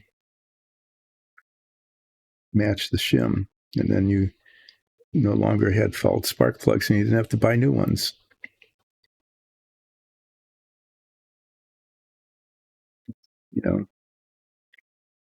Everything needed to be really frugal then, because that's what we did. Okay, well, hopefully those will be better than they were. To cover them up, set them aside.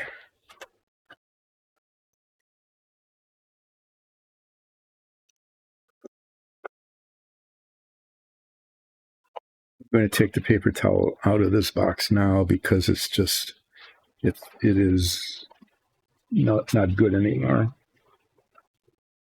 That will put a new one on Wednesday when I start assembling again. I can use this for wiping off brushes. I need to remember to take this with me so that I paint it. This needs to be painted yellow. Did I bring the yellow paint down? Yes. It needs to go up with me today. The yellow paint, that's it. Just that bit needs to be painted. And as you can see, it's gotten,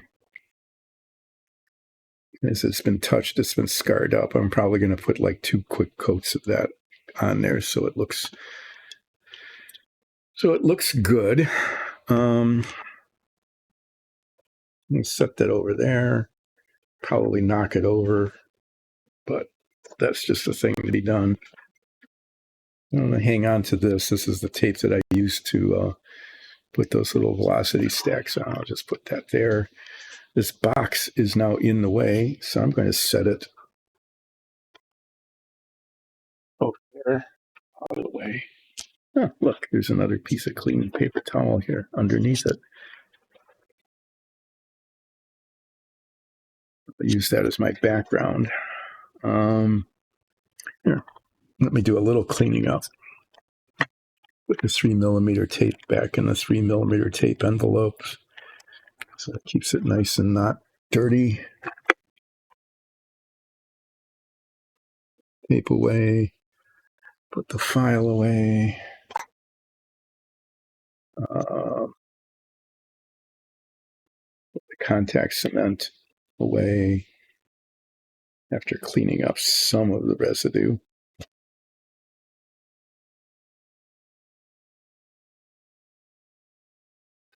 Okay, so what you don't see is what I'll be working on Friday, which is reinstalling this and the little velocity stacks, and then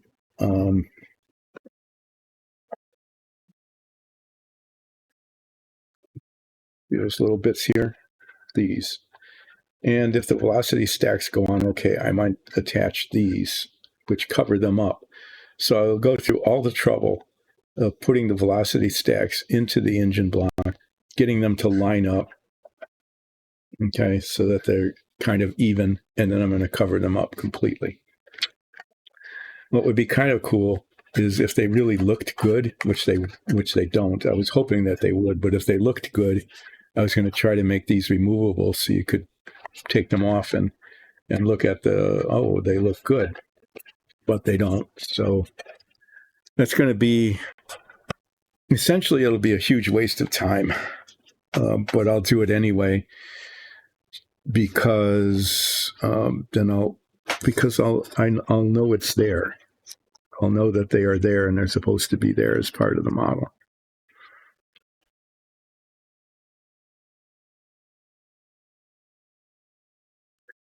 Right.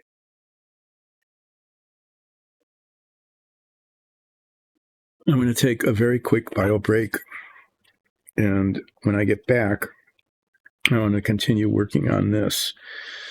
What I'm going to do next is I'm going to put wash on the leather undergarment so it doesn't look quite so dead. And then I'm going to paint some of these panels on the armor, some of the flat panels on the armor, this shiny green color, which is pretty much the color of the back of the cloak. Okay, I painted that a long time ago just because, I had to get to it. I probably shouldn't have used that color. I probably should have used a flat color, but I didn't, and I'm not going to be able to repaint it. So you can look at this and imagine me, successfully painting some of these things. And then depending on how the time is going, I might start to paint some of the edging on the cloak. We'll see. I'll be back in just a couple minutes.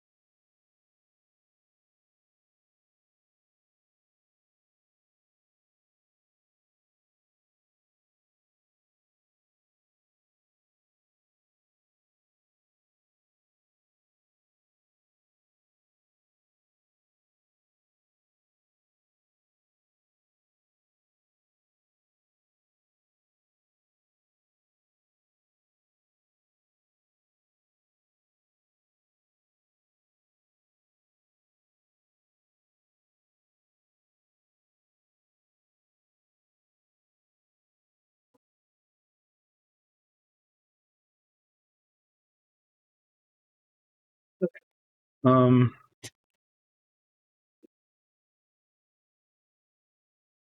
do the wash part first. Let's see how that goes. I'm gonna do this to find out if it's going to look okay or not. So when I was younger, this was in the mid to late '60s. Okay, when I was teenage years, cars were for boys. Cars were a much different thing than they are now. I mean, now you need hot rodding kind of stuff, and people can put different wheels on them and scoops and stuff like that. But we used to talk about, people working on their cars. People were working on their cars all the time. And now, when you say, what do you mean working on your cars? You think about things like maybe putting some sort of clear coat ceramic wax on it, or polishing your tires, of all things. That's a thing to do, really, is polishing tires. Um, but back in the day, working on one's car meant working under the hood. Like you'd open the hood, and nowadays, if you're lucky, not lucky, that's really not the right word, but it's kind of like the only thing you can do when you lift up the hood, other than to stare at it, is maybe add washer fluid to the windshield washer.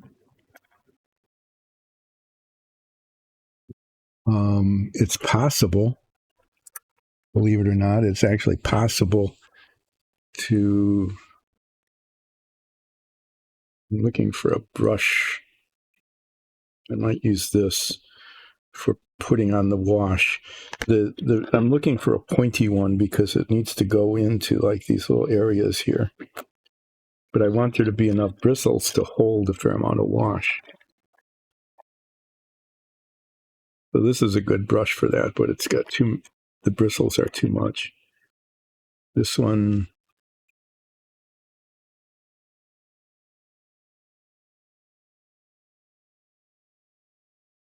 not too bad either. I guess I'll use this one now. So, you open up your hood, and there are a few things you can still do to a car. You can put new washer fluid in, like I said. You can maybe change the air filter. Sometimes you can figure that out. It's still possible. No one does this much anymore, although it used to be that every time you got gas, I'm not exaggerating here, every time you got gas, you check the oil. This was back in the day when actually somebody else pumped your gas for you before the self-serves. You can imagine that somebody came out and you say you wanted either a certain dollar amount or a fill up. That was real extravagance. Fill her up. That meant that you were really something. Otherwise, you'd say, give me $3 worth of gas or something like that. But if you got a fill up, that was pretty cool. But somebody came out and did that, and they would check your oil. I'll tell you why in a minute. And would wipe your windshield.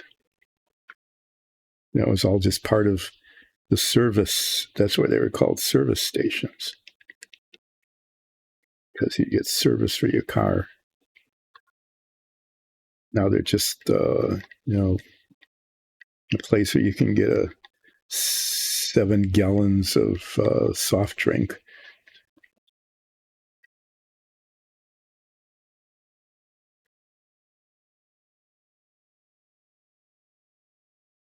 People, other than going to the restroom, people didn't go into service stations. There wasn't any reason to. Unless you needed to buy car parts or something. Anyway, someone would come out and do that for you. And they'd check your oil. And that was important because cars went through oil. Nowadays, you don't really even think about it until your oil change warning comes on. Warning light or sound or something. It says time to change your oil. And you go, I don't know what that is, but I'll do it. And then you go in and they get the old oil out and put new oil in and change the filter. But cars, there were things about cars that you don't think about nowadays because it doesn't happen, is that the seals leaked and the rings were not really tight on the cylinders, and so your car used up oil by either having it leak onto the ground or it burned up in the engine because it leaked inside the engine and burned along with the gasoline. And so it was actually kind of an important thing to check one's oil frequently. And there's a little stick inside, and you can still do that. It's still possible to do that. There's a little stick inside the inside of the, you open the hood and you can pull it out, wipe it off because the oil's kind of splashed up on it, and there's a little gauge at the end of the stick, and you can wipe that off and stick it back in the cylinder where it came out and check to see if the oil level is okay, and if not, you can add oil. It was pretty common between oil changes, which needed to happen at every 3,000 to 5,000 miles. Oil changes were much more frequent then because the oil didn't last as long, and it leaked out and burned. And the burny part messed up the oil because the oil basically just splashes around inside your engine. The burny bits get down into the oil and it doesn't all get filtered out. But yeah, every time you'd go into the service station and have someone pump gasoline into your car and wash your windshield, they'd check your oil because cars used up oil. They just did. You don't see it as much anymore because the materials are so much better. The seals are better. The rings on the pistons are better. Materials have improved tremendously. And one of the consequences of that is that when you go into a parking lot, you don't see puddles of liquid under where the engine would be, like we did back in the day. I got way too much washout. But yeah, right under, where the front of the car would be, it'd always be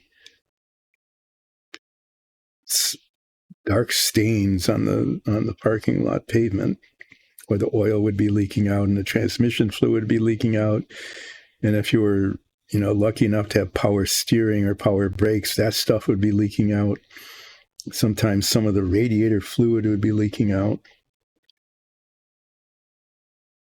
I don't know if you've ever noticed it, but even now, if you look at like an overpass and you look down onto the expressway, there's a line, a dark line in the middle of the lane, and that's where stuff is leaking out from thousands of cars.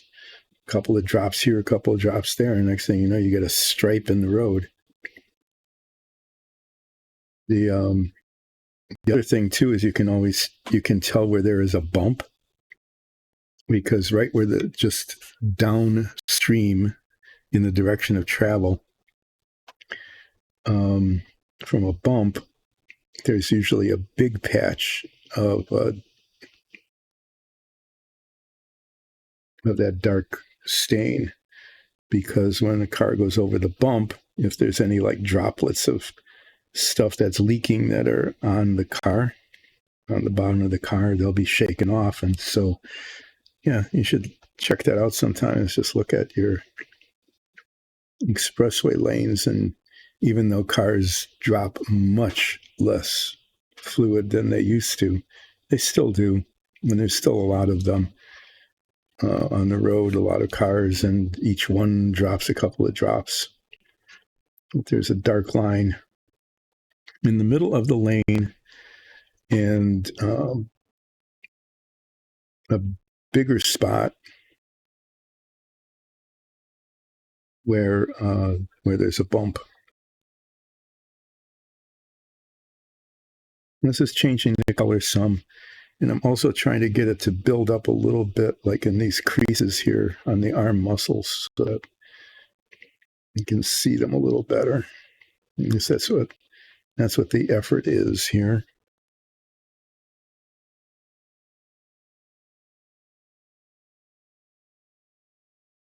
To have a bubble, I don't need a bubble, I just need a blop.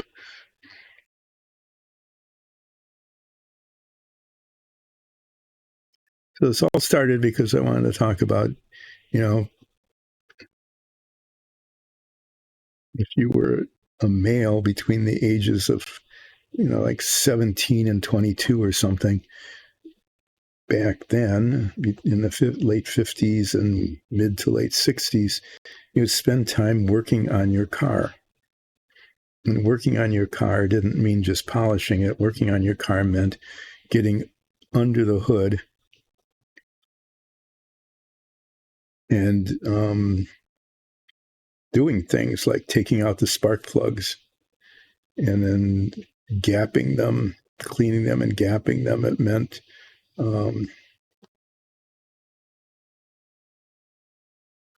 changing the filters. Sometimes it meant putting on a new belt, replacing an old one. But you could do a lot to a car then. Not only could you, but you absolutely had to, because these things would always wear out and break.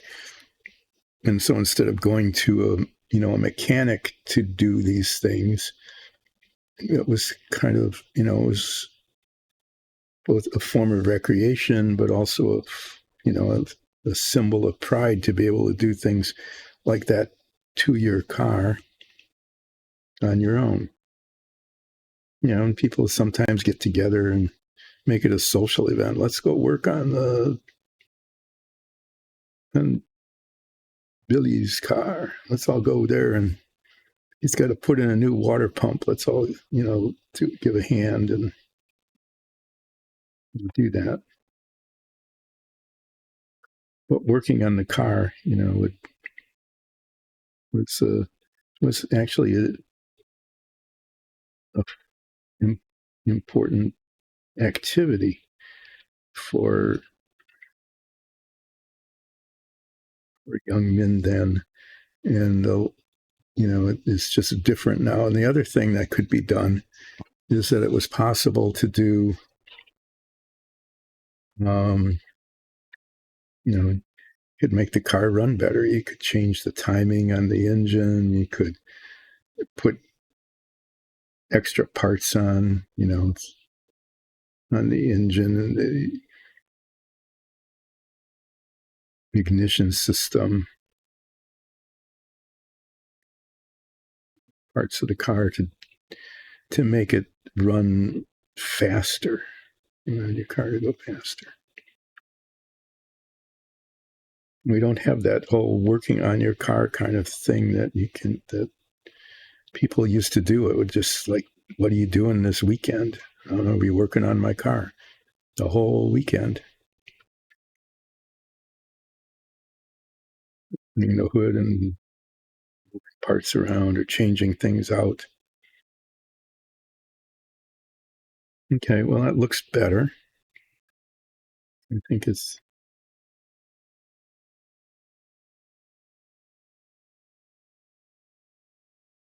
a dark spot there.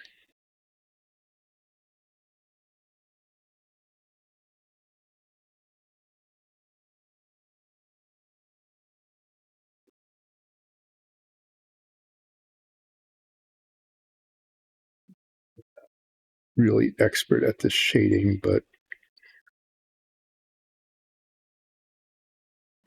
horrible at it.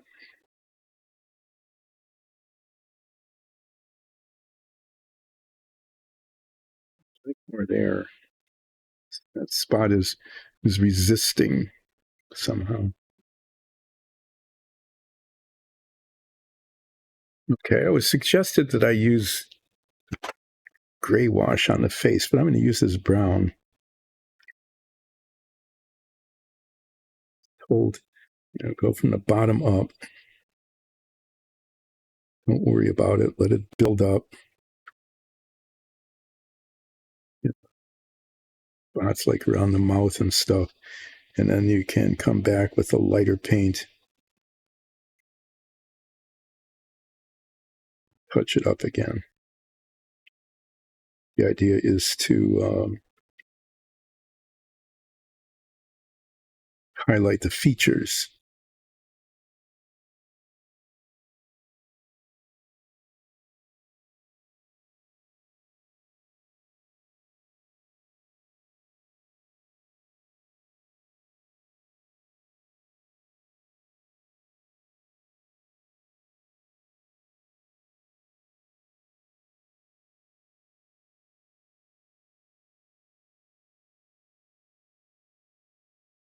It wasn't really formed very well. Do that to the ears too.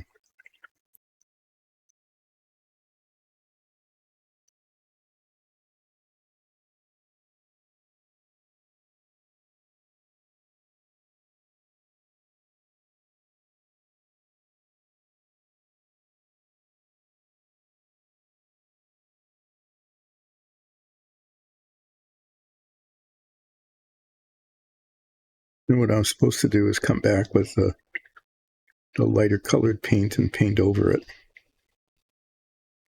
get the contrast. I'm going to get more contrast in around the features. Should do the back of the neck and the back of the ears here, right?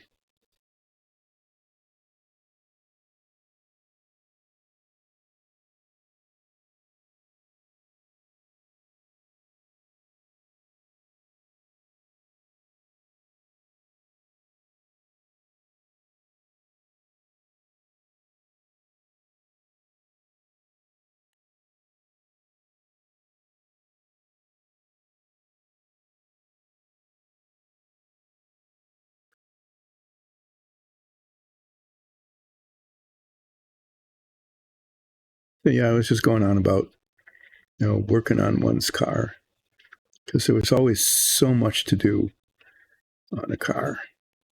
Just especially, um, I was saying young men didn't always have new cars. In fact, it was more fun to get an older car because then there was more stuff to work on. Parts to replace, repairs to be made, and enhancements. Lots of enhancements that one would do to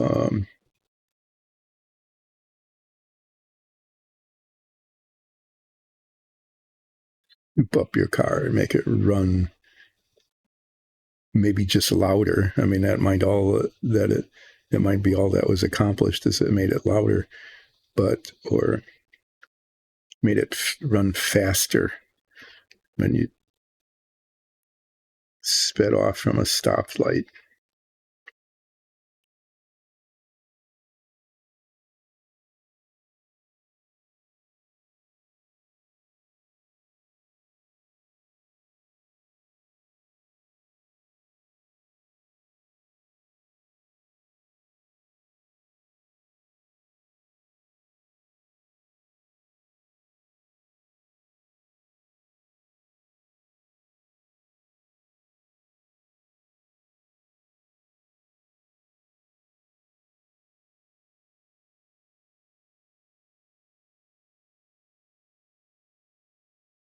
Nose needs to be a little darker anyway. For Bog's noses are a darker shade for some reason.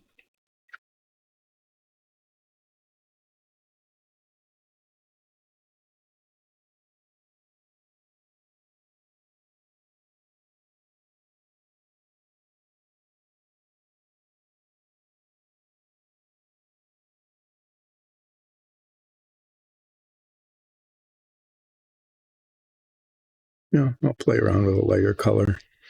I think the leather came out okay. It looks better now than it did.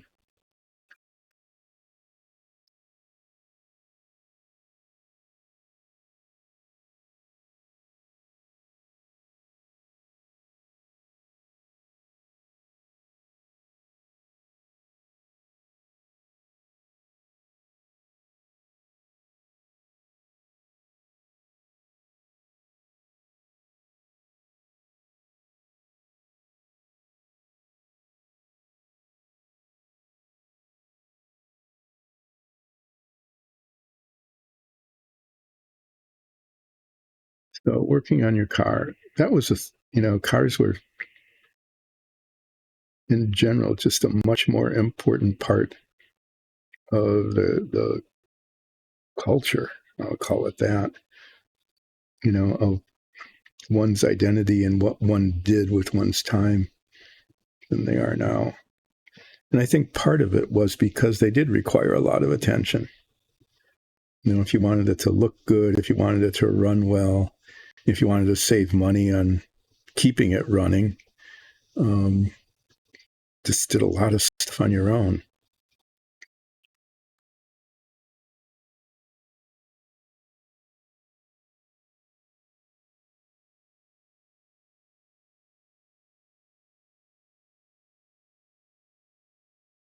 So, yeah, working on one's car was how a lot of, stayed out of trouble, so to speak. You could even say that. You could stay out of trouble by working on your car because you weren't bored. And then after you finished working on your car, then you could use it to get into trouble or just hang out with people who were trouble. But yeah, I mean, that was all a really significant part of growing up back then. Girls didn't do that. You know, it was unusual for a girl to work on a car. Sometimes girls didn't even drive. Well, yeah, they did. But before that, before the 60s, it was less common.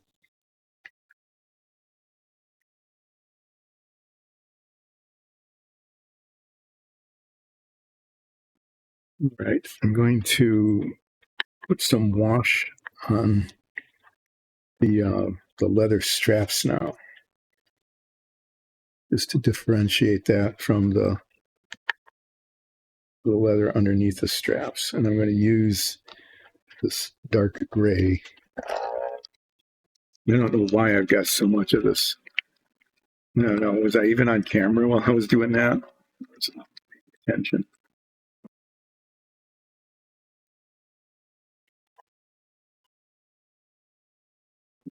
Squeeze out much less of this time. Not waste as much.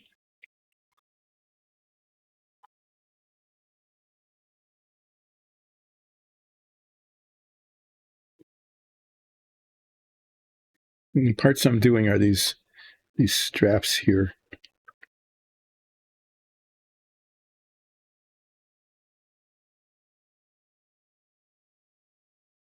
And in my test pattern, my test palette, these look good with black, with this dark gray, almost black on it.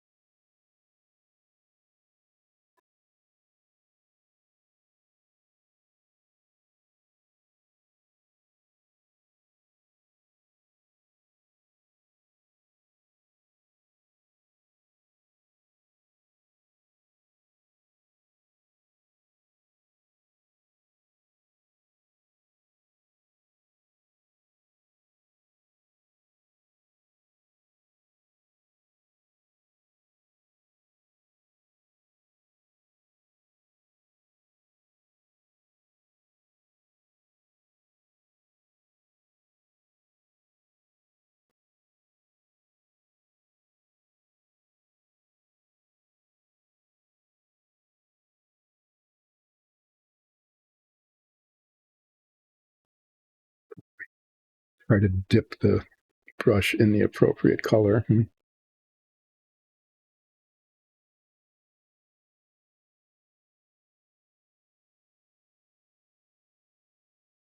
can see them again.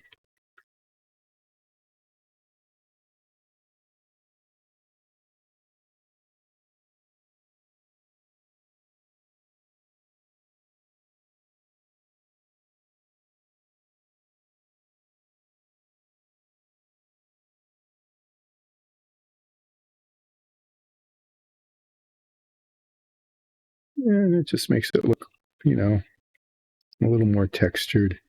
I can't say it's being, if someone really knew what they were doing, it would look even better. But for someone who doesn't really know what they're doing, it's not bad. It's better than it was when it was just a flat color.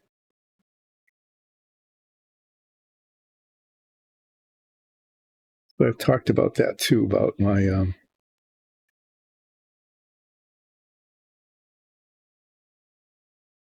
not very creative. I'm not very good at this sort of thing. It all goes back to being a good student and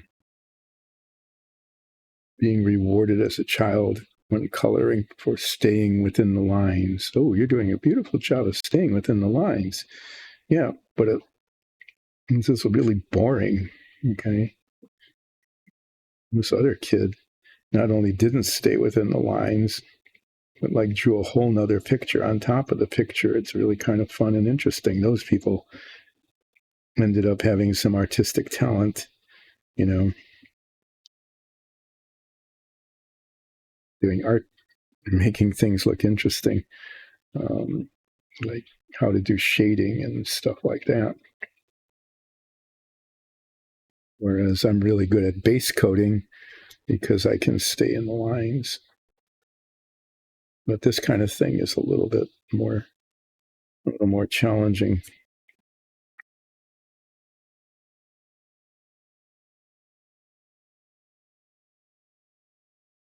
Okay, now I'm told just do this, to use the dark gray wash on this, and especially let it build up deep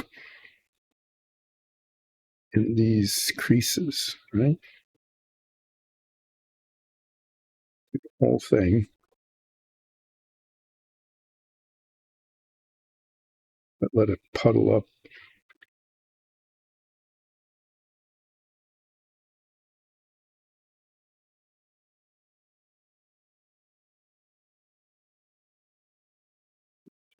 Puddling going in here.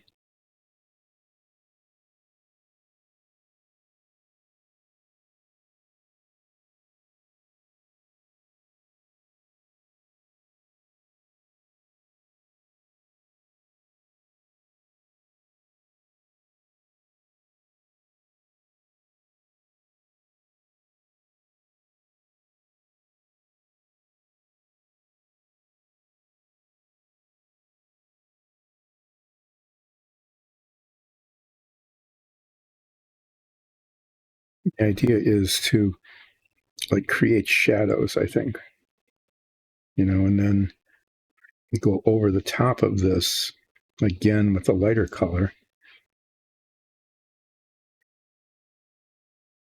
to increase the contrast.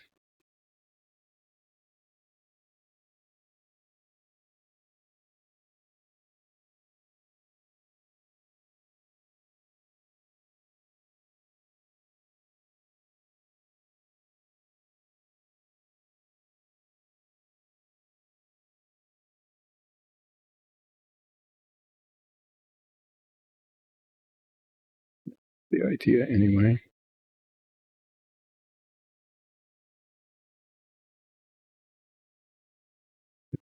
Now, I suppose I should just I need to kind of let it be horizontal like this.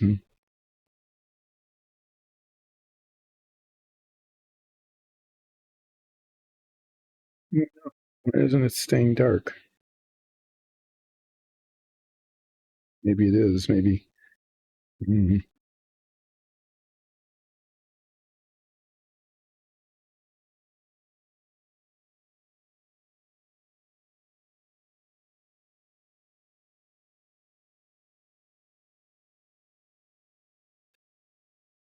let it sit like this, horizontal like this.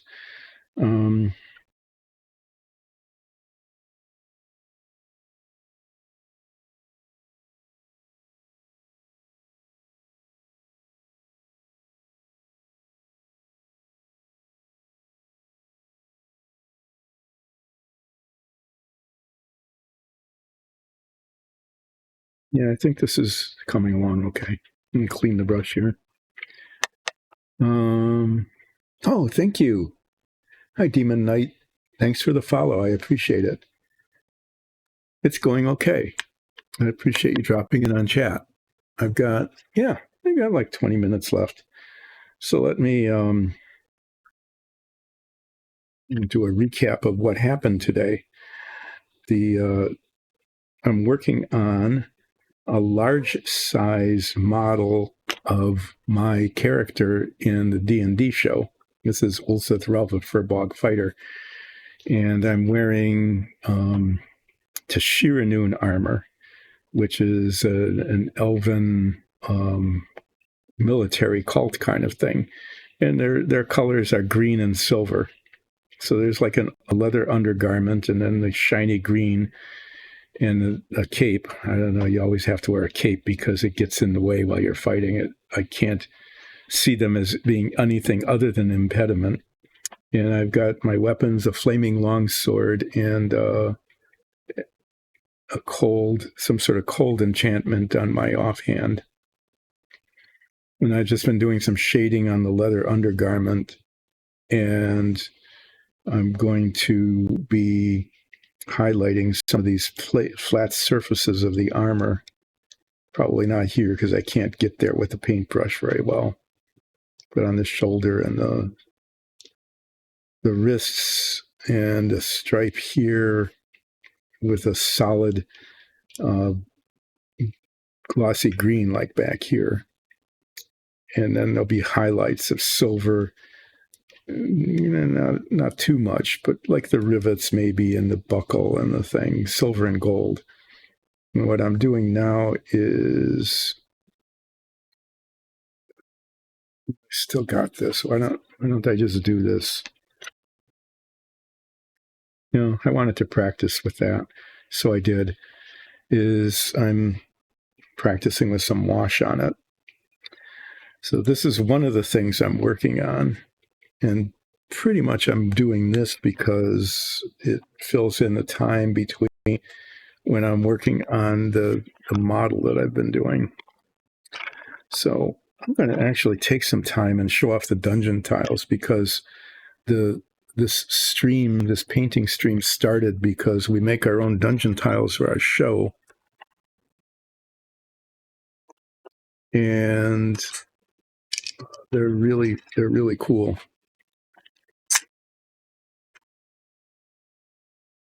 These are wood. They're not wood, they're plastic, but they're made to look like wood. And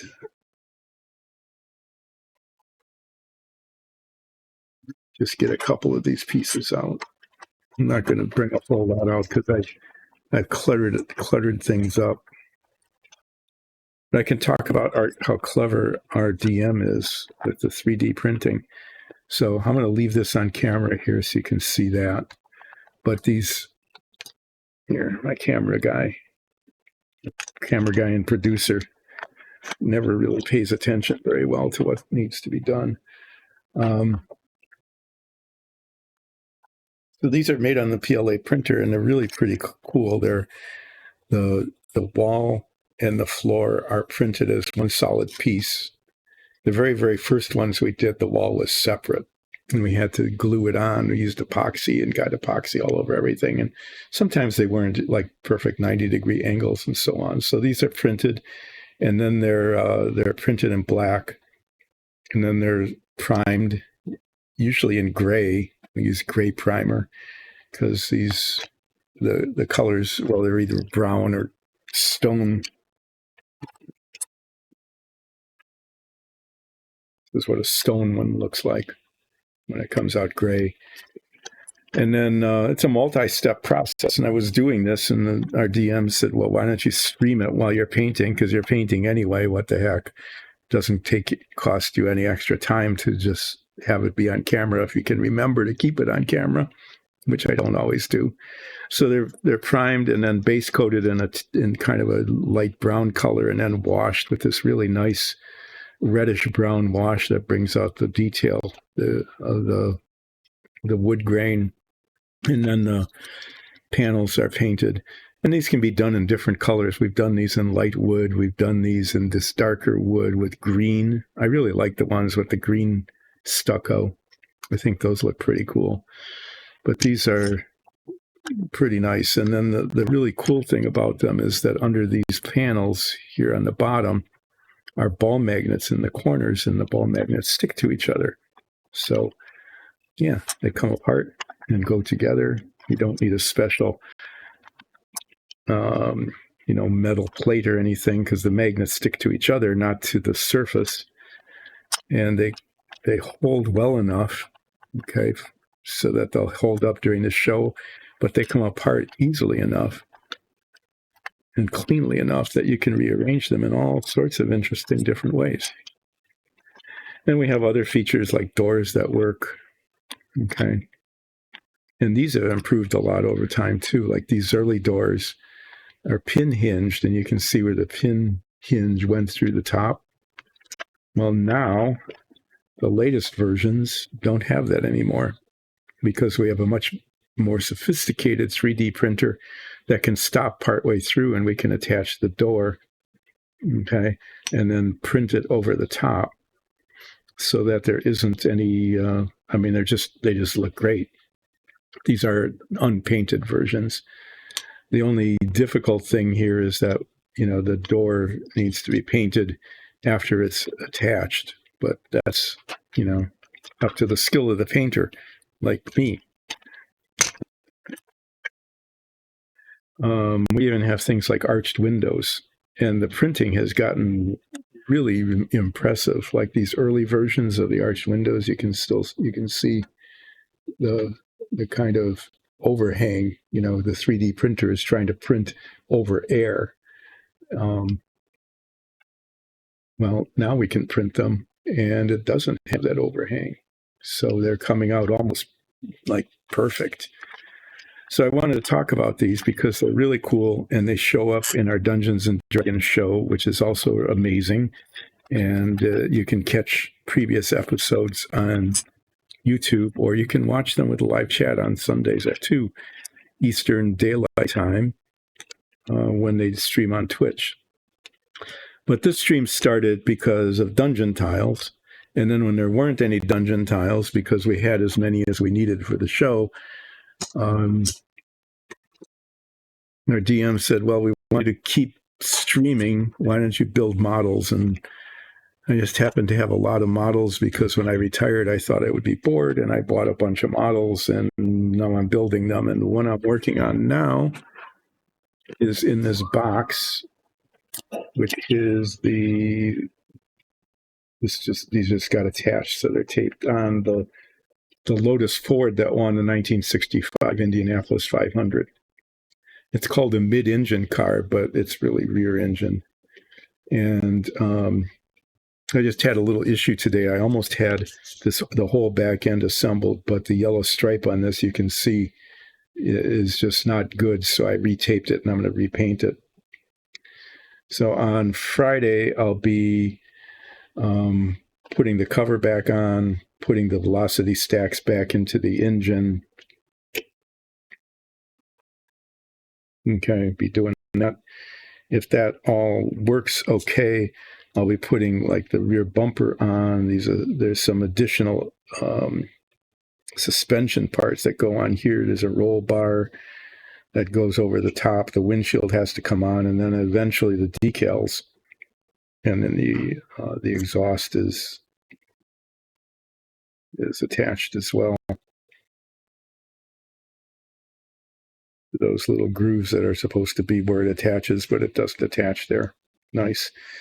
So this is coming along. It's getting pretty close to being done. Like, probably finish it. I don't know. If somebody knew what they were doing, they'd probably be able to finish this in like 3 hours. It'll probably take me 9. but that's what I'm working on now.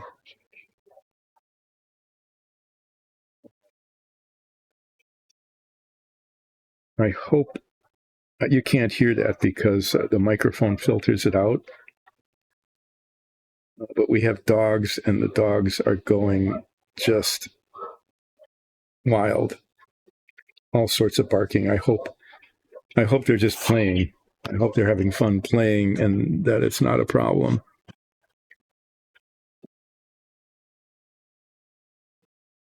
These are the tires. I'm kind of happy about how these came out because there are little raised letters on here, and I was able to get them white, and then there's a raised stripe, and I was able to get that yellow.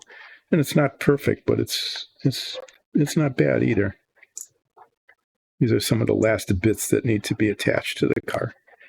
So on Friday, I'll be putting this on and attaching a bunch of little pieces, and we'll see how that goes. If it goes okay, I'll have a lot of little pieces attached, and it'll be really close to being finished. It'll be really close to being able to put the decals on, which is not an easy task, as it turns out. When I was a kid, putting decals on was really easy. You just soak in water, slap them on. They'd have bubbles in them. They wouldn't be oriented right and stuff. But then I discovered that if you want to do it right, it's not that easy to do. So see how that goes. I will be back on Friday at more or less 10, working on the car. Okay. And while I'm waiting for cement to dry or just needing to take a break from that, I'll be coming back to this guy and working on some of the, keep working on the detailing. And in this case, like the shading, which actually looks okay. We'll see how that looks when I put the next layers on. It's a little bit, yeah. I'm going to put the lighter green on and just see how it looks. This green, I'm told, dry brush it on. It's supposed to be like a fabric, so I'm going to get probably a brush, wide bristled brush that's stiff like this, and just dry brush it. Touch the surfaces of it and see how it looks. And if it doesn't look good, I'll just repaint it. And I've gotten really good at going, that didn't work.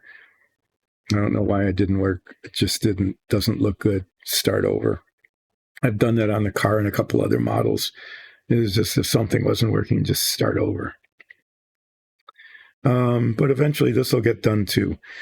So Friday, I'll be putting this on the car and starting to attach tiny little pieces. There's lots of little pieces that need to be attached that are in a container. Where did I put the container of parts? This is the thing that's getting put together.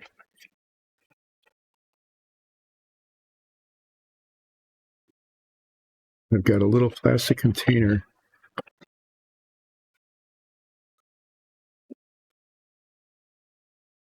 I can't lose that. Where did it go? Oh, here. I'm going to put this in with the parts rather than the thing that I'm not using. Yeah, so that. And then I'll talk about old cars and working on them and how the parts used to wear out and have to be replaced in ways that we can't even imagine nowadays.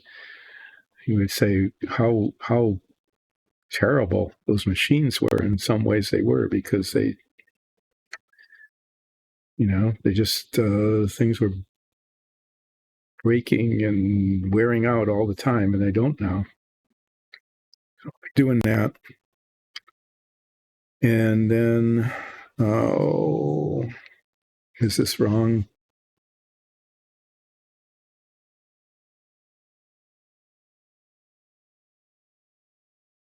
Right, to get the tape on, I need to, sorry. It's just, you look at something and say, I think it's really good. And I wanted to make sure the tape was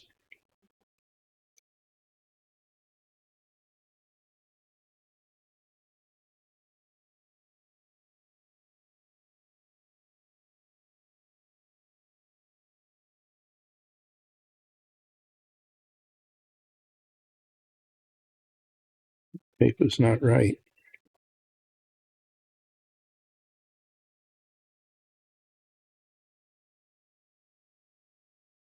It's one of those things that looked really fine from one side and then not from the other.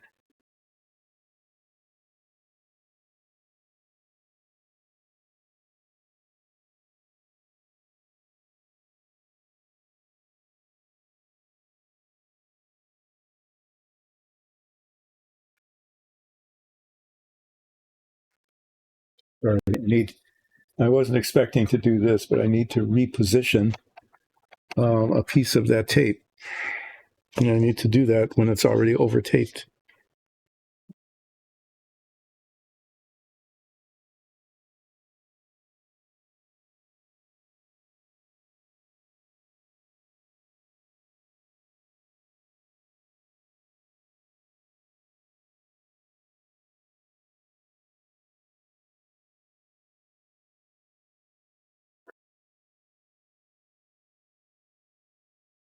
It was like a fraction of a millimeter, but it would have been really obvious once the tape came off and the paint was showing underneath.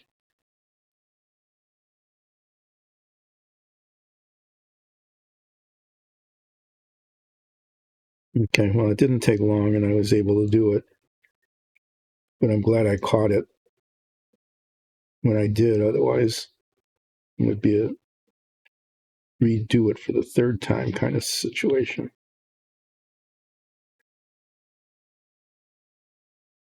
Okay. I think that's okay now. There's always something. Trying to make a model, an A minus B plus kind of quality model, and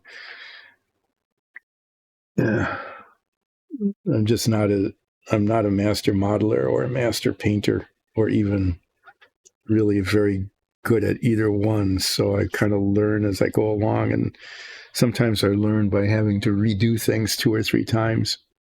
I'm learning how to redo things pretty well. So anyway, this will be painted. The yellow stripe will look good, not scabby like it does now. I'll put it on the car. I'll assemble that. I'll get the little velocity stacks put in. Then there's all these little parts, suspension bits, rear bumpers, windshields, side view mirrors, all this stuff needs to be put on. And then the decals attached. Actually, there's a couple of parts like the roll bar and the mirrors I probably won't put on until the decals are on, because I'll keep bumping into them as I'm rotating the model. But eventually it'll get done. I will be here on Friday and next week, Monday. Okay, the next 2 streams on Friday and next Monday. I will be then gone for a week on another travel trip, and I'll be back for maybe a day, and then I'll be gone again for a Friday. I'll just be missing one Friday after that. I don't know. I have to look up the schedule and let people know. I do know that next week I'll only be doing Monday. I will not be doing Wednesday and Friday. The week after that, I need to check to see when I'll be back and when I'll be streaming. So progress on the car and this will, it'll just be stopped for a while as I get some traveling done and then get back into swing of things. I really hope to have the car done by Labor Day. I really hope to have that done by then. And then I will work on the Apollo command module, which I almost completed almost like 6 months ago and never got finished. But now I've got what I need to make it finished. And then I will start on another model this fall.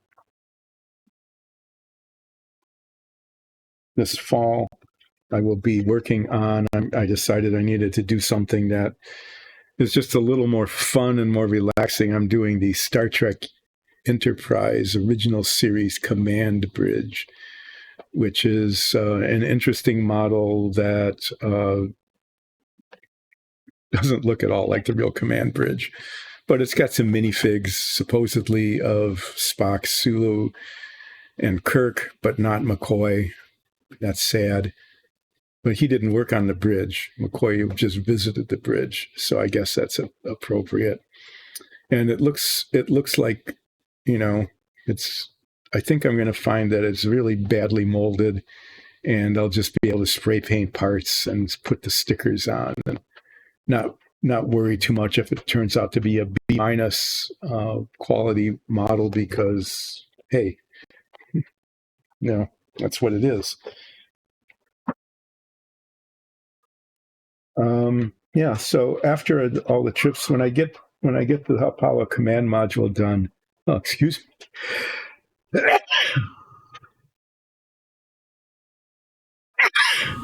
I actually did a couple of really, the Apollo the Apollo stack is really good.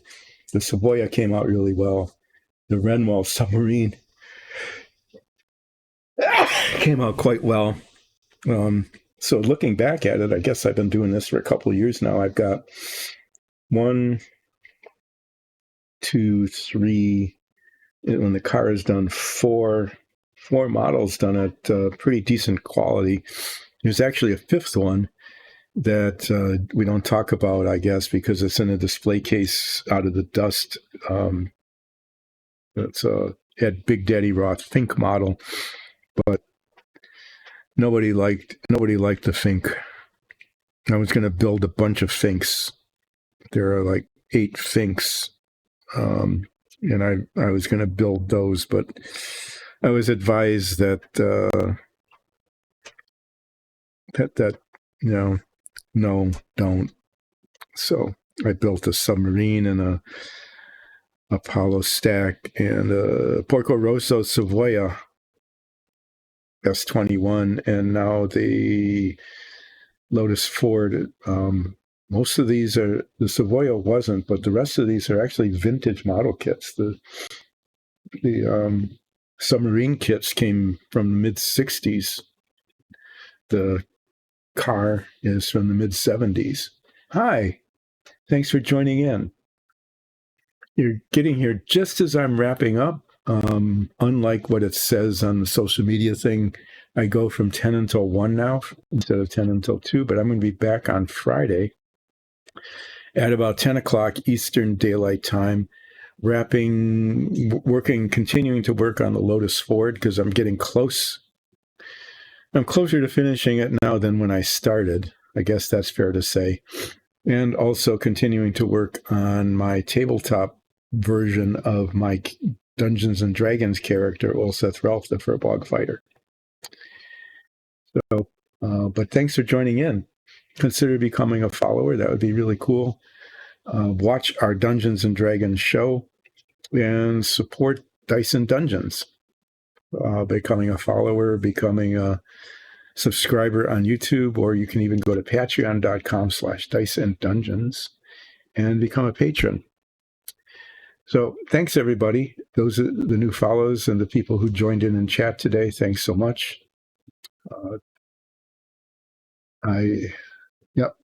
Huffy the Hound and Demon Knight and King Poverty. Sorry, my eyes are not very good. I've got a large print version of the chat screen over there. I'm pointing at it over there. And even then I have trouble seeing without my glasses, but with my glasses, I can't see close up.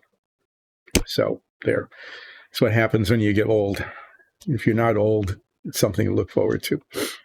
Thanks, everybody. I'll be back with this ready to be assembled again, and make some more progress on the Lotus-Ford in this. See you Friday. Bye.